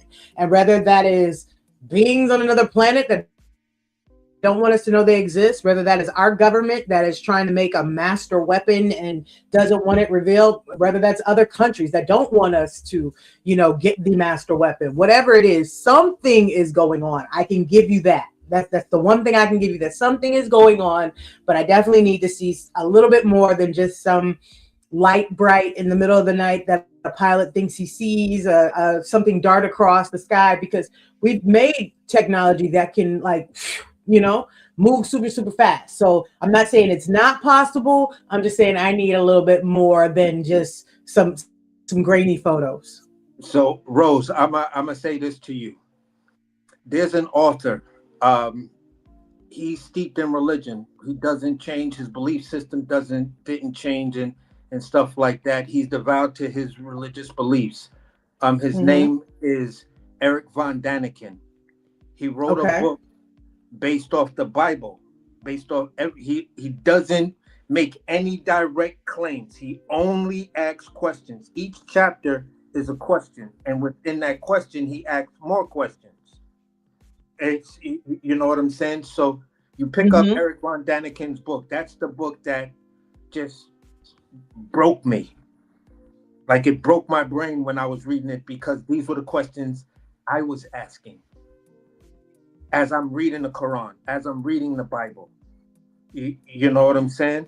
As I'm reading Leviticus and Ezekiel and all of these other things. And when I read his book, I was like, there is no way. And this is just me. I said, there is no way I can actually move forward in believing in this thing of God. And I was in a Muslim house. At that time, my name was Ahmed Abdul Rahim. I still speak Arabic. And I still, I still have debates with pastors and stuff like that when, when I went to Long Island and I went to Sunday school, which got me kicked out of Sunday school and stuff like that, because I was always challenging the belief systems. I did it with my imam when I went questions. to, Yeah, they don't like you to ask questions. Yeah, exactly. No. So, it's just things like that, and that's the part that made it more susceptible for me to go down the path I went, because I just looked at the behavior based on what you're saying, and then there was the negative parts of it. When you talk to an atheist doesn't have hate for someone else because they don't believe what you believe. I'm not going to kill you because you don't believe, or unalive you. My mistake. I'm not going to unalive you because we have two different belief systems. When you look at some of the major conflicts of the world, the majority of them were over belief systems and or land. So for me, I just said, you know what? There has to be a peaceful way of existence. And how do you get to the mindset of a peaceful way of existence? You have to remove all the control mechanisms. And some of those control mechanisms are what you believe to absolutely be true. It's your belief system. And that's the hardest part. And we're right now discussing, which led to this point in this conversation, why did these 11 scientists over this course of time, who had several things in common, but there's one big commonality in what they were doing. Everything had something to do with UFOs or UFO technology, or something that was claimed to be taken from UFO technology. My belief in all the different or all the different alien species out there, that's because I understand. I look at panspermia. I look at all the different studies of exoplanets. You look at all the different variations of ships. Even if you are a religious scholar and you go into the text like heavily, they all speak of beings that came from the sky and taught somebody something. So let me ask you, out of this Daniken, he's got several books. Now, my one girl, Quinn, did put me onto the Enoch. I haven't read that yet. But that will blow your mind. That is an excellent book. So would that be the one you recommend, or is there another one? That's another one. I would recommend what's the name of the Gospel book? of Enoch. I would recommend the Gospel of Enoch after you read Chariots of the Gods. Chariots of the Gods is just the foundation. Okay. If you can get past Chariots of the Gods and just understand the questions and say, do I agree with this question? Do I disagree with this question? Then you'll say, okay, I think I'm ready to go from there, then to Hitchens, and then to many of the other guys' books. But do remember, after Eric von Daniken, some of the other authors, they make claims that, I wrote the book high on opium, or I wrote the book based off of me taking this journey with ayahuasca, LSD, or whatever. And they see that's usually when the revolutionary thoughts happen. Exactly. And within that space, they said they saw things and messages came to them. And even in ancient times, ayahuasca and opium were tools used to reach the gods, to get on the god level. So in this era, they'll say, oh, these were drug guys and they were high on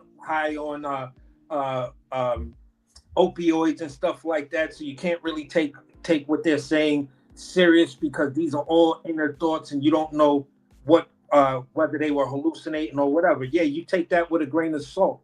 But then if you do the research on what they were saying that they took, then you might say to yourself, this is not sounding like a conspiracy. This is sounding like a clear-cut thought process to get to a certain plane. People drink. Some writers drink or drink coffee so they can stay in the moment, so they can keep that Bob head and stay Marley focused. smoked that. Bob Bob Marley Marley smoked that smoked weed. spliff. I He smoke said he weed. could. He said when he smoked that spliff, the whole world became quiet, and he wrote some of his greatest songs. Exactly. Max Roach, Thelonious Monk. These dudes were doing heroin, and then they would just hear beats and percussions and sounds. They would see like Miles There's a Davis before theory. he stopped doing drugs. There's a theory that human intelligence came from our ancient ancestors eating mushrooms. Yeah, yeah. I believe that that theory actually holds a lot of truth to it because around the world, something was given to humans to consume. There are all of these stories that date all the way back to the Mahabharata. Talk about the epic tales of Gilgamesh and all of these Yep. ancient writings that talk about the This gods guy check you. interfering with humans and human DNA. The woman, they don't tell you about Lilith because Lilith in Hebrew text was the woman who looked at Adam and said, "Listen, bro, you cute and all of that, but you got to hit this thing right. If you getting your orgasm, I deserve my orgasm." Damn. That's what She it's not about. wrong. I actually spoke to She a not white wrong. guy She ain't about wrong. this. She ain't wrong, but golly. I didn't know actually, women were that opinionated back then. no, Golly. no, because that's the whole thing. That's where religion got it wrong. A woman doesn't come from a man. A woman is her own thing. The vagina is something that's God's greatest creation. True. You feel what I'm saying? When you really understand the text of the Holy Grail is actually the vagina because it gives life. It also can move a person to take life. Men do what we do because of vagina. That's it. Nothing else motivates a man. Facts. That's what So motivated us to hunt, so we could compete. exactly. Absolutely. The whole thing of Niggas, I reproduction. mean, just being honest with you, AC, niggas probably wouldn't brush their teeth if they didn't like girls and vaginas. That's my hey, listen, this is why you get the haircut you get. This is why you live in a place you live. Everything is to attract a mate. What does that mate hold? Vagina. It's just like once I came to all of these different understandings and planes, I understood that, okay, listen, a female is not for me to subjugate. It's for me to share. I need to share in her intelligence. And for years, I didn't date anybody because I was like, my mind is broken. Because I think this way because I was raised by a man who had a strong belief system that women are there to do what you say. There are. I do believe the Bible believes that as well, and I guess the Quran as well. It's a patriarchy, so I do believe they use religion just like they did with slavery to keep women subjugated and keep us, docile to the man. But there's a whole new sheriff in town because I would like to liken the woman to God because we do create life, so the woman is God and God may be a woman. However, you can't. We still have an abundance of bad things that happen just to women. So there's got to be some truth to the, Eve committed that sin and this is why we're being punished. Because No, it wasn't Eve. When you go to the text of the Hebrews, which the Eve is based off of, it was Lilith.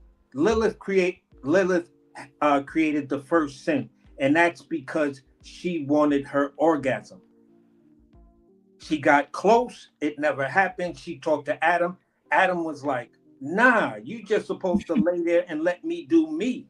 He was like, "Okay, with that attitude, you ain't seeing me naked no more." Right. Adam then goes to God. Adam then goes to God and says, "Yo, God, what's up with shorts? She ain't trying to give up buns right now. What's up with homegirl? How did you make that? How did this happen? If we're supposed to move forward and have more children, how does that happen when she's arguing with me about an orgasm?" So then God says, "You know what? We're going to remove Lilith and we're going to give you now Eve. Eve is taken from you. Eve is your subject. Eve is supposed to listen to you. Eve was created because of Lilith." once you understand that part about it, like I tell my missus, listen, embrace yourself, embrace your sexuality, embrace your orgasm. If I'm not living up to it, don't hold that in. Let me know. That's because a good man, you Savannah. right to yours just like I do me. So this is why our relationship is the way it is, and it doesn't have to be based on that actual act of sex, because we already have the understanding. But outside of that, if Adam was a man, he could take some criticism and some pointers. Exactly. Right. Adam was a bitch ass. He was a punk. You go to your daddy and say, yo, dad, my girlfriend don't want to give me buns. What you gonna do about this, Dad? That's why Lucifer didn't want to kneel to that motherfucker. Exactly, because he's a bitch ass. A weak bitch like this. He's like, yo, listen, you want me to kneel to a dude who can't even give a woman an orgasm? You 1 minute man ass bitch ass motherfucker. You know what I'm saying? Like, you small, like, yo, listen. That's why, for some atheists, we really look at, the way religion is based and the way people believe, up is down and down is up. If you really understand that, then you understand, maybe who you think is the bad guy is not the bad guy, because once you really look at what he was saying, he only told the truth. Even to Job, he was the one person that never lied to Job. He said, I didn't do that to you, Job. The dude you believe in. God put all types of foots in Job just to prove a goddamn point. He took your wife. He killed your kids. He killed your cattle. And he did it off a bet, Job. A bet. So listen, I'm just here to tell you the truth. Do you believe in that dude? Job says, well, yeah. Stockholm syndrome. What else do we call that type of behavior today? Stockholm syndrome. We actually have a medical term, a medical term for it. So at the end of the day, man, this is why, for me and where I am, it's just like, look, I can look at these type of situations, and the thing like Sherlock Holmes used to say, that which is most ridiculous is more likely to absolutely be the truth, the undeniable truth. And when you look at that and you say, all right, that's written in a book from Sherlock Holmes, why does that resonate with me so much? Because you just can't deny that simple truth. And when you start to go down these paths and really find out, what does all of these people have in common? They all worked on something that had something to do with UFOs. And now all of them are dead. Same way you go back to Project Blue Book and the 10 to 15 scientists and other people that died in relations to Project Blue Book. And Marky was just trying to tell you, the program was designed to discredit all these reports that were coming out of UFOs. But then even the guy who had Project Blue Book was like, look, man, out of all of the reports that we found, like maybe one or two were not credible, but everything else, I'd have no choice but to believe these people. They saw what they saw. Absolutely, AC. This was a great show. This is probably one of my favorite goddamn shows. We got off, of course, from UFOs at the end, but I agree with just about every damn thing you said. Rose T, I love having you up here. Hopefully we could do this again. Thank you, brother. This Sunday, I got free time, so I'm gonna try to have a second stream this week. I usually promise that and never follow through, but again, I'm gonna try. Again, let me get your final words from you, Rose T. Then I'm gonna go to AC, and we're gonna end off here. Okay, well, Marky Dan, as always, thank you for having me. This was definitely very enlightening for me. I plan on playing this back, checking the part out I missed in the beginning, also re-listening to this scientist issue, because this is definitely, it's got my interest peaked. And AC, As always, you are a wealth of knowledge. I love listening to you, brother. You know what you know. I may not agree with everything, but you know what you know. And so I'm honored that you guys allowed me to be in your presence and just to soak up some of this knowledge and hopefully give you some of my own. Oh, definitely. Definitely. Much love, sis. What you got to say, OG? Basically, I'm going to say it like this.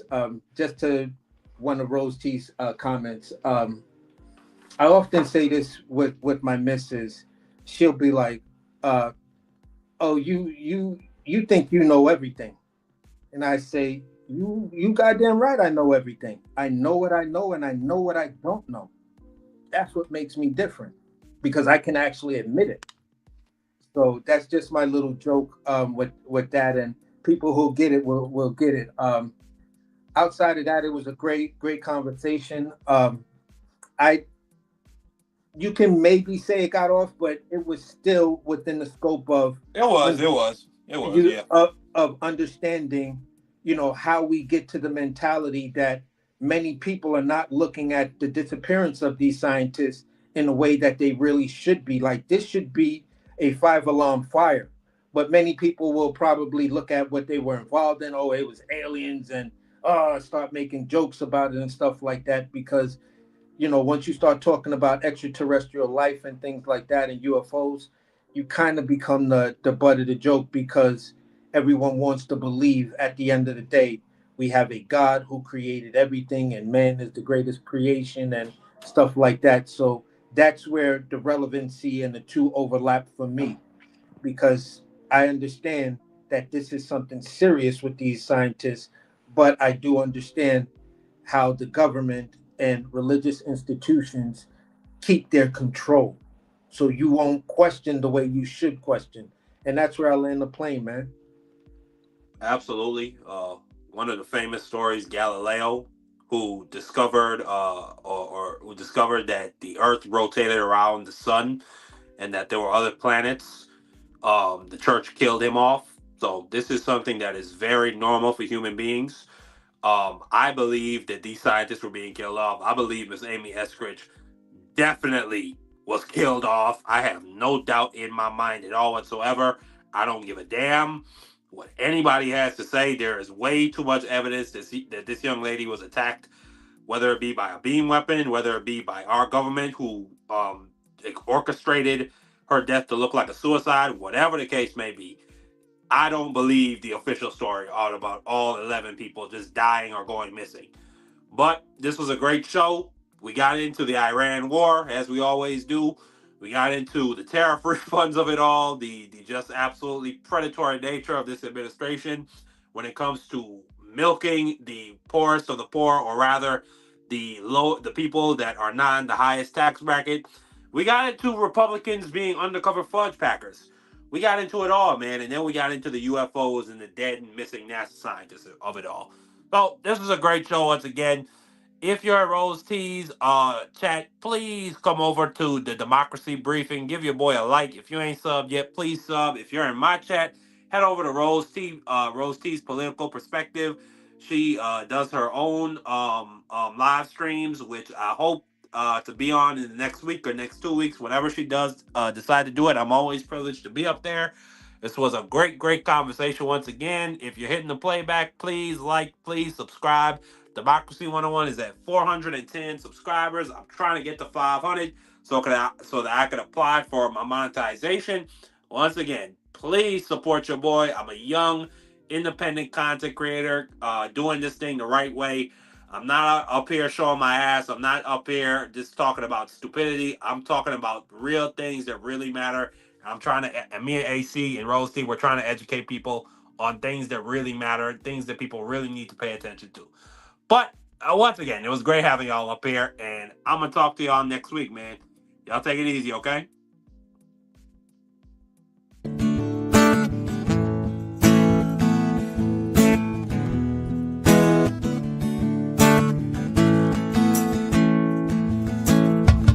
I don't condemn, I don't convert.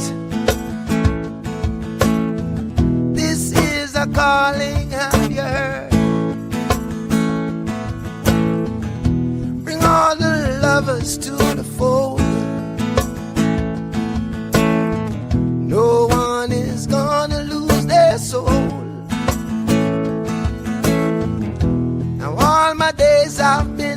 searching to find out what this life is worth. And through the books I've looked, oh yeah, through time I've searched, yes. It's love, love is my religion. Love is my religion. Love is my religion. All we need is love. Say it again. All we need is love. Well, I don't want to fight you. Hey, let's go fly a kite now. There's nothing we can't cure, and I keep you in my arms for sure. So don't let nobody stop us. Free spirits have to soar. I share this gift, and this gift that we now know. Love is my religion. Love is my religion. Love is my religion. All we need is love. All we need is love. Yeah. Well, I'm done searching now. Found out what this life is worth. Not in a book is it found. Oh, my friends, it's all around, yeah. I don't condemn, I don't convert. This is a calling, have you heard? Bring all the lovers to the fore. No one is gonna their souls when it's love. Love is my religion. Mama said, love is my religion. Children said, love is my religion. And they repeat and say, love is my religion. Well, now I said it again. Love is my religion. All we need is love. All we need is love. All we need